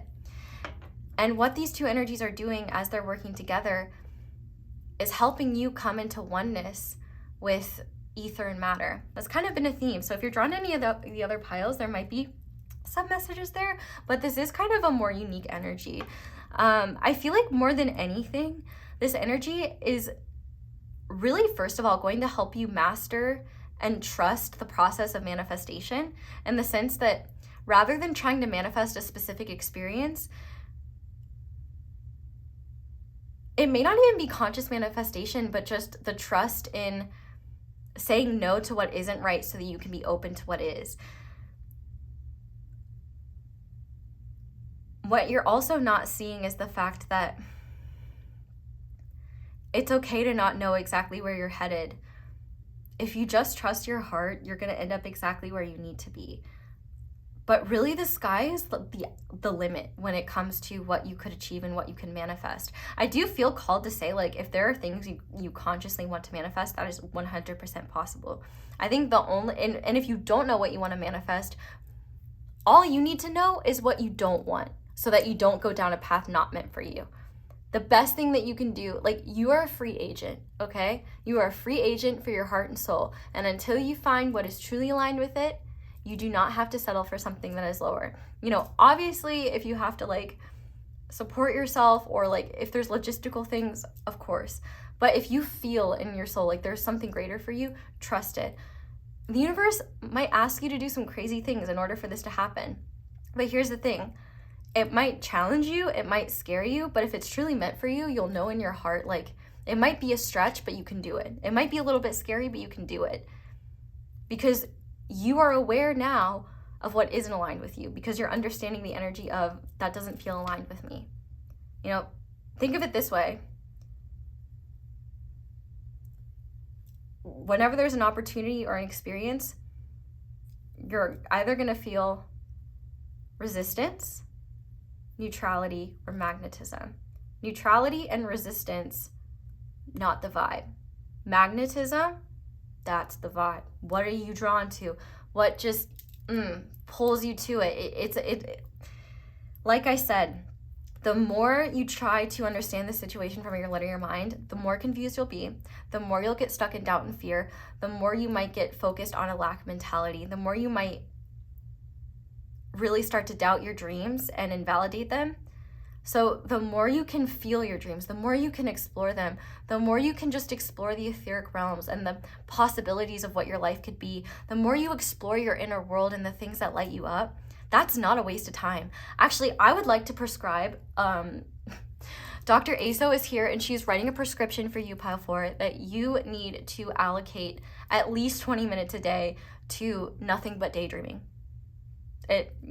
Doctor's orders. So that's all I gotta say about that. But essentially, you are meant to be in the dark for a reason. This path is going to unfold so beautifully, and you are going to be blown away, humbled, and so happy that you did not settle for less.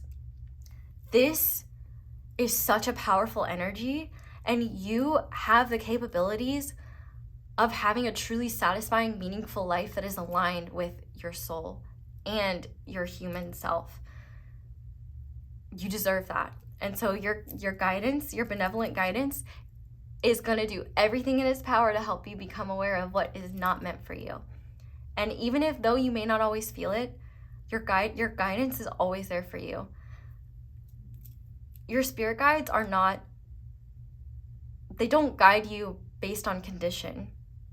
They are a constant, and they are always trying to help you manifest the timeline most meant for you, help you to create the life that you want, and help align you with what is truly meaningful and what will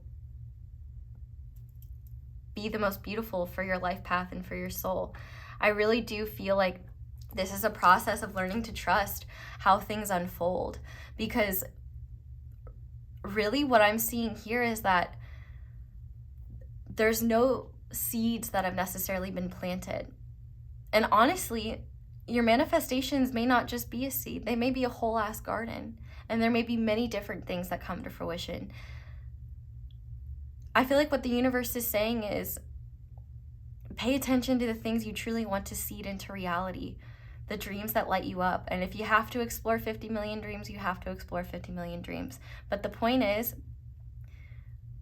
it's wonderful that you're consciously aware of what you don't feel attracted to.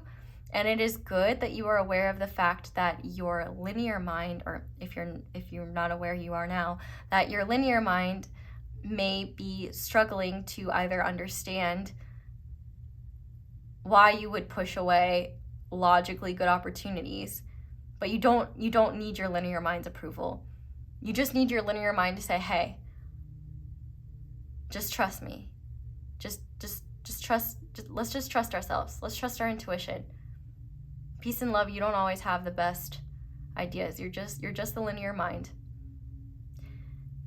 Anyway, I don't know. I'm in a goofy mood for this reading, and I love it. I hope it's not too annoying. But anyway, I really do think like this energy is teaching you how to be your own God being, in the sense that you are the creator of your own reality. And when you work in alignment with the greater forces of the universe, you're unstoppable. And not only that, you can trust the unknown, because you know the forces that are guiding you would never lead you down a wrong path. They're always leading you towards what is aligned with you and what is meant for your highest good. And you'll know, and you'll feel that. Like, the biggest thing is that I feel like you may be holding on to a vision or a certain answer or a certain goal or a certain I feel like you are looking for something tangible to hold on to. And I feel like the biggest thing you need to know is that your dreams and your inspiration and your inner world, that is the tangible thing to hold on to. You don't need other people to validate your inner world in order for it to be real. Like I said earlier, our inner worlds are real. We think that they're not real because we can't see other people's, but our inner world dictates so much of how we behave, how we see the world, how we treat others, how we treat ourselves. I mean, it's a huge factor. But if we're being honest, society's just now coming to an acceptance that mental health is a thing. So, humanity needs time to catch up, and not everybody is going to understand. They're going to look at you like you're mad or that you need to live in the real world. But if you listen to them, I say real world, it's not the real world. It's just the world that makes logical sense to them, the world that feels real to them. But you can feel a world that is truer and realer for you. And that is what you are meant for. I don't know why, but MTV's Next just came in my head, which that was such a funny show. I don't know if that's significant, but I also feel like it just kind of makes me think of like, you know, the premise of that show. It was like a reality show from the 2000s where there would be a person who is single, and then a bunch of romantic interests would be on like a bus, and then they would go on like these mini dates, and then the person that like the main person that was like meeting all of the romantic interests, whenever they were done with the person, they would just say next. So I feel like, yeah, you're allowed to say next. You're allowed to reject whatever you want, even if you're worried that you'll regret it. If there is an ounce of something doesn't feel right, trust yourself. The biggest thing here is that you're going to realize that your inner world is the tangible thing that is going to make your outer world appear in the way you know in your heart it can be. So rather than waiting for the earth to align and bring you your desires, it's time to dream, start planting seeds, start focusing on what it is you truly want, kind of pinpointing energies, experiences, and just paying attention to like when you are in your own dream world, when you are thinking about like, you know, the endless possibilities of how life could unfold for you. Just pay attention to how you feel when you're visualizing things. Pay attention to your train of thought. Write down the things that inspire you, and trust that you don't need to have like a perfect vision. All you need is the feeling of what's right. You don't need anything else other than that, and just your dreams, and knowing that the universe is not only helping you achieve those dreams, but the universe knows what will satisfy that passionate feeling within you that you know can be your reality. The universe knows more intimately what will satisfy that than you do. And it is through this process of trusting your own inner vision, self-discovery, and following wherever your intuition and heart guides you, that you'll realize you were always in good hands. You could always trust yourself, and you're gonna be so glad that you did not sell yourself short, that you did not settle for something less or choose something out of lack. This is a pile where you are meant to be making decisions from a place of love, from a place of joy, and from a place of peace. You are walking towards a life that is not meant to be unnecessarily challenging or difficult. If it is, it's not aligned with you. There's beautiful things in your future, and I feel like there's so much invested in making sure that you don't thwart it because of fear or uncertainty. You can trust what you feel. You don't need to see it. You don't need a receipt. You don't need anything other than the faith in the universe that's guiding you, and the fact that it's always sending you signs, whether you're aware of it or not, and that your destiny is blooming. Your destiny is blooming. Did I say that right? And it starts with planting the seeds that are created from your own inner world and inspiration. So this is beautiful. This is self-actualization, oneness with your spirit and with your spirit and with your human self, creating a life truly aligned with the person you want to be, with the life you want to have, being in alignment with your highest good and the highest good of all beings, and not like living the life of your dreams. Your dreams are meant to be a reality. Even if you don't know what that reality looks like, you'll know it based on how it feels. Like, for example, if you've ever had a dream where, for example, your dream is like, you consciously know you're in your high school, for example, but like your high school looks like Walmart, but you know it's your high school. Like, when your dream shows up, it might look different than what you feel, than what you thought or what you saw, but you'll know it is what it is because you'll feel it, if that makes sense. Okay, let's get into the tarot now. I love this energy so much. And like I said, if I find out that you settled for something less, Dr. Xoxo is not going to be happy. Okay, so while I'm shuffling, I do just quickly want to give a huge shout out to everyone who leaves a like on my vids if you enjoy them. That is like such a simple and easy way to help me. So thank you to everyone who likes the video if you're enjoying it. It also helps me know like what readings you guys want to see more of, and it also just, you know, like helps me more in terms of, you know, other people seeing it, stuff like that, if they're meant to, than you realize. But I also want to give a big shout out to just everyone who leaves me nice comments and is kind to one another in the comment section. It really just fills my heart with joy to see you guys supporting one another and just keeping my comment section a compassionate place that is uplifting and supportive, not supporting. You know, the internet can be a dark place, and it just really means the world to me that I have been able to attract such beautiful, kind souls that can sustain a kind community. And yeah, I just love the vibes we have going on in the comment section, fellas, and I just thank you.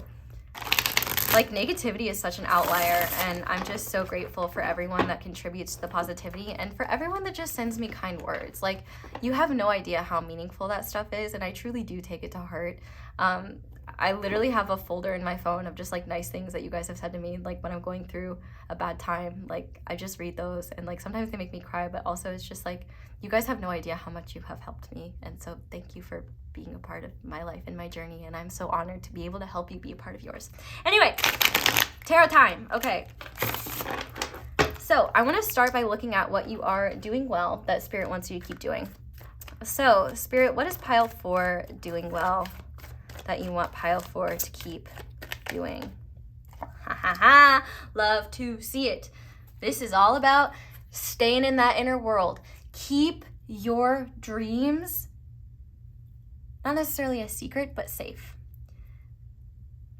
Especially because here's the thing, as well-intentioned as some people might be, and I can fully understand this, sometimes when you get really excited about an idea, you just want to share it with people, but sometimes you might find that people just like dampen your excitement, or they just start, you know, crapping on your ideas with like logic and fear and scarcity mentality.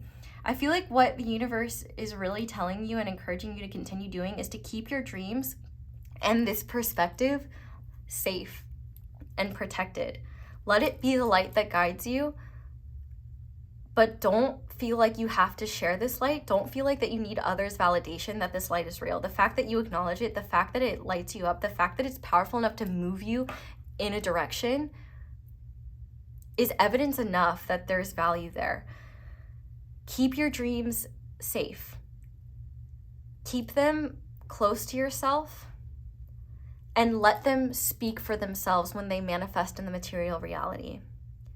Rather than, I actually think it could be really beneficial to keep them safe, because I feel like honestly talking about them with people who don't understand this way of thinking and this way of being,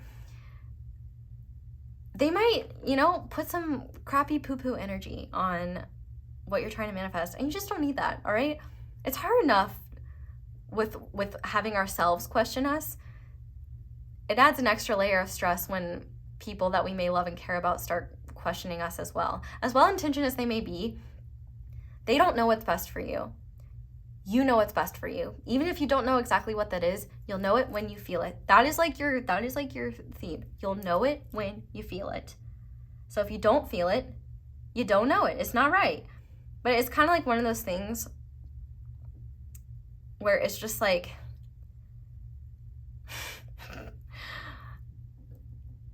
this is why I always say you have to be 18 to come to reading, but it's like an orgasm. If you've had one, you know what it feels like. If you haven't, once you do, you'll know. That is the same thing as following your intuition. When you know it, you'll feel it. If you're doubting it, if you're uncertain, if you're questioning, you're pulling at straws, you're not feeling it. Because when you're feeling it, you will feel it. Okay?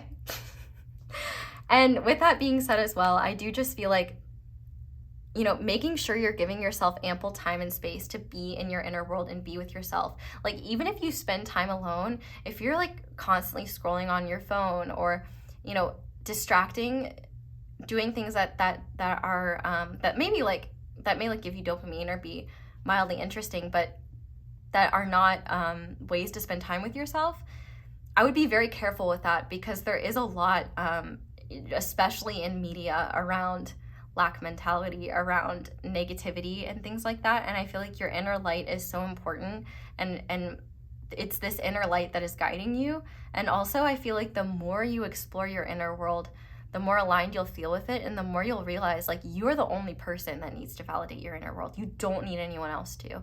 And if someone comes after your inner world, I high-key want to fight them, but I won't, because I don't believe in violence. Well, my Aries placements do, but my Pisces placements don't. Anyway, I really do think just continue protecting that inner light of yours, continue nurturing your inner world, continue exploring your light, what lights you up. Just continue that inner exploration, continue protecting, nurturing, and cultivating that inner light, and continue to trust yourself. This is a path that you have to walk, but you're not walking it alone. It may feel like you're walking it alone, because the forces that are walking it with you, or maybe floating it with you, experiencing it with you, may not be seen with the human eye, but they can be felt, and they will do anything they can to remind you they're around. And know that they're always there, and they're always guiding you. And even if you don't even necessarily, even if you have trouble receiving messages from them, even just talking to them about your fears and your worries, or just anything that you want to know about, or anything on your mind, you might be surprised in how answers come to you. It could even come in the form of a stranger or a quote on a TV. Continue to trust the intuitive guidance that you are receiving. Hold it, keep it sacred. Your path is your own. Do not compare your path to others. Do not start to worry about timing. Do not start to worry about the wins or the hows. Just trust. It'll all unfold as it is meant to. I love this energy. Oh my gosh. Okay, so now I want to see what is in your blind spot. Okay. Yeah. Okay, so the Tower came out and it like kind of flipped, so I just want to see. Okay, it is meant to be in reverse. So what is in your blind spot? So I don't even know if this is necessarily a blind spot, but something that I feel like you are waiting for.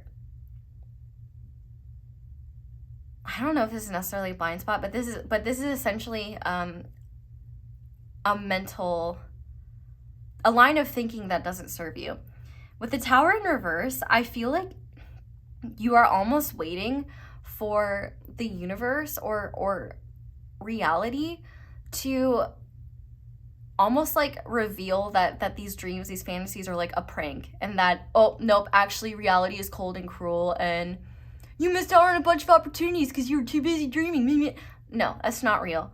The thing is, people fear the Tower, but the Tower only, like, a tower only falls down if its foundation isn't solid. The universe is working with you to make sure whatever you manifest is not only solid, but aligned with your highest good. You might be anticipating a rug being pulled out from underneath you that literally doesn't exist. And you might be worried, like, what if I do have my dreams manifest and they're taken away from me? The universe will not take away what is meant to be yours. If things shift and change, it's because they're meant to, and there's something even more aligned with you. It might be hard to let go of what was, but it'll be easy to say goodbye once you see what's next, or once you realize what you're being guided towards. I feel like with the Tower in reverse, the thing that you need to understand is that this sense of impending doom that you have is not rooted in reality. It's rooted in fear. It's rooted in the what if I'm wrong. It's rooted in the what if I'm wasting my time? What if I'm not doing the right thing? And the thing is that you are. Your guidance, you can trust your guidance. You can trust what your intuition is guiding you to do. You can trust what your heart is guiding you to do, and you can trust where the universe is leading you. The only way you would truly experience a rug pull Tower moment is if you started going down a path that wasn't aligned for you. Because the universe loves you far too much to build a life and a whole ass foundation, a whole ass tower on shaky ground that isn't satisfying anyway, in an area with a shitty view. Your tower is supposed to not only be beautiful, but perfect for you. Anyway, now I want to see a blessing to come from this cycle. So what is a blessing to come from pile 3, trusting themselves and this process? I love this.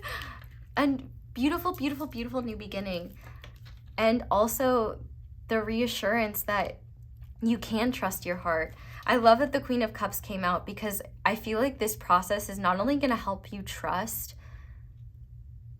yourself and your own intuition so much more, but this is exactly what I was talking about when I was saying you'll know it when you feel it.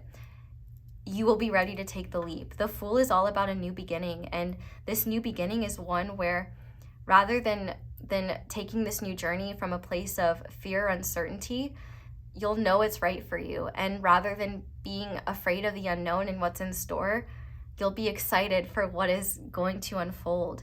I also just feel like you're just really going to, I feel like you're going to be so proud of yourself, which you fucking should be, because you're going to be trusting your intuition in ways that your linear mind may have doubted.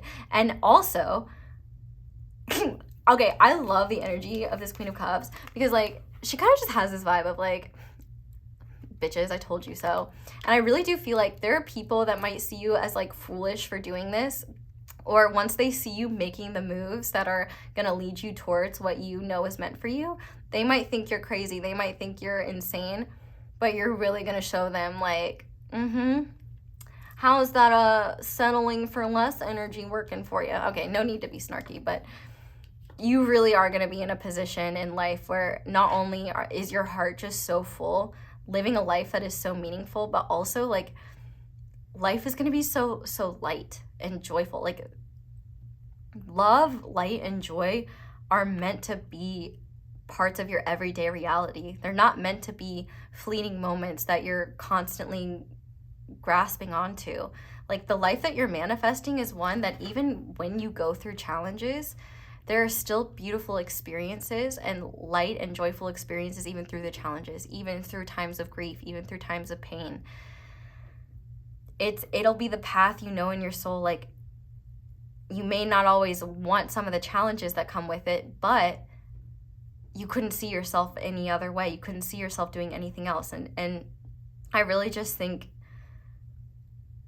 your heart, you're just going to be so happy you trusted your heart. You're just going to be so happy you trusted the unknown and took that leap of faith, whatever that may be for you, because there's a beautiful, beautiful, beautiful life waiting for you on the other side of these ethereal dreams. So now I want to get a compliment from your spirit guides. So pile 4 spirit guides, what would you like to compliment pile 4 on, please? The 9 of Swords. Okay, this is actually beautiful. Listen, one anxious bitch to another, I can tell you do be having some anxiety a lot. And you doubt yourself a lot.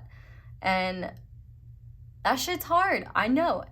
I'm also swearing a lot in this pile, so this just must be the homies. Like I feel like I'm really comfortable in that, and I just like start like just really, really being true to my authentic Ohio roots and just swearing all the time. But anyway,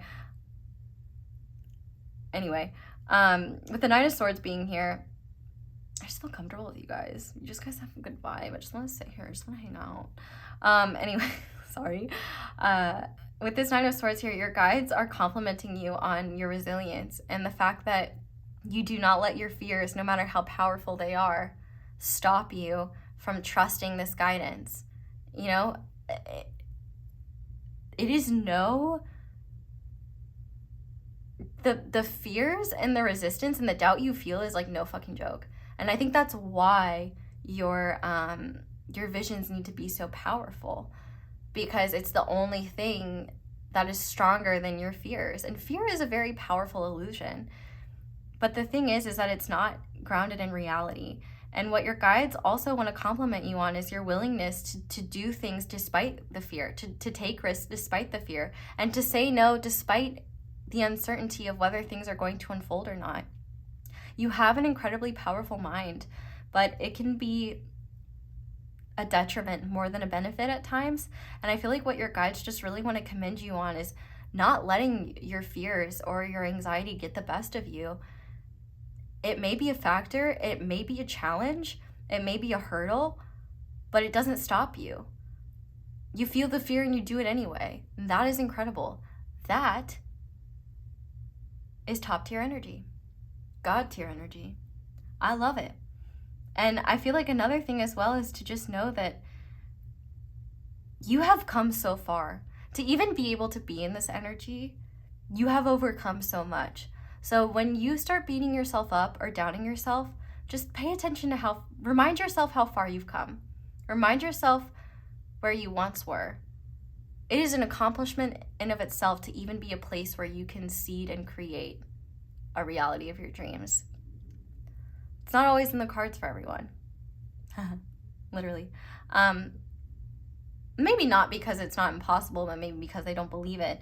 But truthfully, there are just many people trapped in their own mental illusions. Like the vast majority of people are stuck in illusions that not only keep them distant from themselves, but keep them stuck in a life that doesn't align with them, a life that makes them miserable, and a life that doesn't allow them to fully experience the magnitude and beauty that comes with the human experience.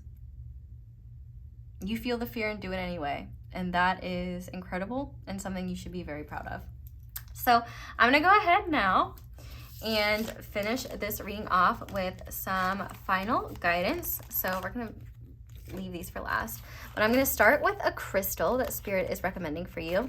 So for you guys, we have chrysocolla. So chrysocolla forms in your copper ore deposits, hence its wavy blue-green swirls left behind by the oxidized metal. Like other materials associated with copper, think telephone wires, chrysocolla opens up channels of clear communication. Who needs it? Anyone entangled in the 24/7 fear cycle propagated by the politico-media complex, and those who can never find the right words. Kind of like me today. Maybe I should have worn some chrysocolla. Joke's on me. Where to put it? Hold it to your heart and breathe. When to use it? When you feel small and vulnerable and are looking for someone to parent you, but then you remember that you are a grown-up, but it's cool because you totally got this. Be your own mama. So I'll grab some, because I feel like it's more useful to see what it actually looks like and to see if you're drawn to it. So this is chrysocolla. Isn't she a beauty? So if you're drawn to it, I would definitely get some, because rocks are cool and I enjoy them. I mean, I'm a big rock gal, but yeah. I'll leave her in the frame. Also, if you, I feel like another confirmation this reading is meant for you if you've been really drawn to like blue hues or just like blue in general. Anyway, let's go ahead now and look at more advice. So to start, oh, this is beautiful. Okay, so we have the theme of the heart chakra, and it is around alignment.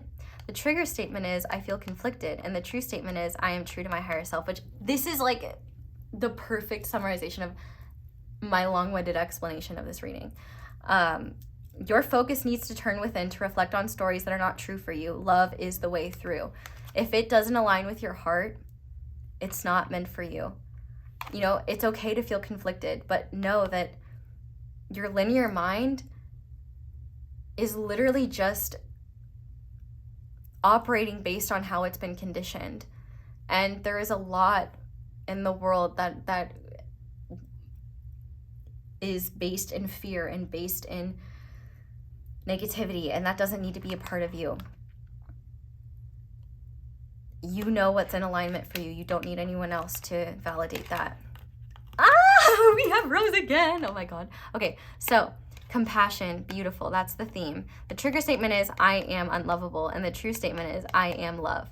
Your heart is healing and expanding with love. Spend time showering yourself with that love and then share with others. And see, that's the thing. You might be like, but why me? Why do I get to experience this? Why not? because you're human, because you exist, because we all deserve to follow our dreams and live a life most aligned with us. And unfortunately, the vast majority of us are too trapped in fear and social conditioning and social mores and the worries about the perception of others and the fear of stepping out of line, that most people either don't know what they truly want or never go after what they truly want. You're brave enough to dream big, and you're brave enough to follow what feels right to you, even when you don't know what's lying ahead. But listen, all I can tell you, I can't tell you exactly what's ahead, but I can tell you is good. It's good, and I'm gonna be so mad at you if you sell for something for less. I know I've said that 50 times, but I'm serious. Okay, anyway, let's go ahead and look at your little tiny cards now. So to start, we have embrace. Yes, this is exactly what I was saying. Embrace the balance between earth and spirit. And this has the stones of clear quartz, rose quartz, and hematite. So yeah, I love that. What else do we have?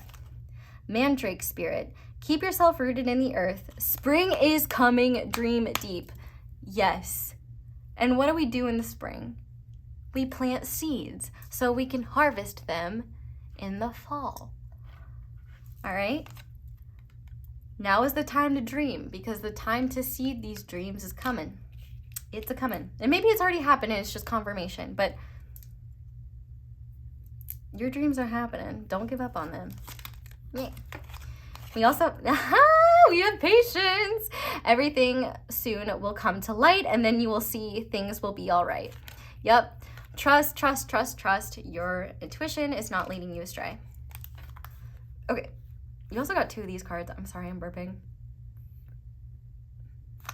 Okay. Yes. Hope. An idea, like a single acorn, can start a wondrous forest. Yeah. Ever seen a big-ass oak tree? It starts from a little acorn. Like, a small seed can grow into something huge, and you have no idea where these ideas could go. We also have idle hours. Take some time out to lie on the emerald grass. Yeah, and so this is double confirmation that you need time to daydream and just be in your own energy. No distractions, just you and your vibes and your dreams. Oh, fuck, I love this. Vision. Trust in your ability to create the vision in your soul. Mic drop. Okay. I feel really good about this one. And I feel really good about your ability to achieve this. And you're the only person in your way is yourself. Gotta be real with you. So pile 4, I'm expecting big things from you, and I am expecting that you are going to follow no, I'm not expecting, you will follow the path most aligned with you. And you will follow this, even if you don't know where it's going. You can trust your vision. You can trust where you're headed. This is such beautiful energy, and oh, I'm so excited for you. So, pile 4, I'm going to leave this reading here, but I just have to say thank you guys so much for letting me read your cards and for watching this reading and for letting my ads play in the background while you do something else, because that was one of the simplest and easiest ways to help me continue living my dream, which is reading for y'all and helping y'all live your dreams. So, thank you for everyone who does that. It helps me so much. Like I said earlier, another way, a simple, easy way to help me is to like the video, comment down below, let me know how it resonates, subscribe if you haven't already, and click that little bell button to be notified whenever I upload a new reading. You can also check out my candles if you would like to. I think they're really great. Make sure you use the discount code so you can get some off. There will be a new candle coming soon if you're watching this when I upload it. If you're watching this while it's timeless, who knows how many I have at this point. But, you know, if your house is stinky or you just want a nice candle, I highly recommend mine. I also have merch link down below, and I have my social media, though do beware of scammers pretending to be me. I will never slide in your DMs offering you a personal reading, and if someone is claiming to be me doing that, they are a scammer. So pile 4, thank you so much for letting me read your cards and for watching and for being here. I hope you all have a wonderful day or night whenever it is that you're watching this video, and I hope you'll come back and see me again soon. Bye!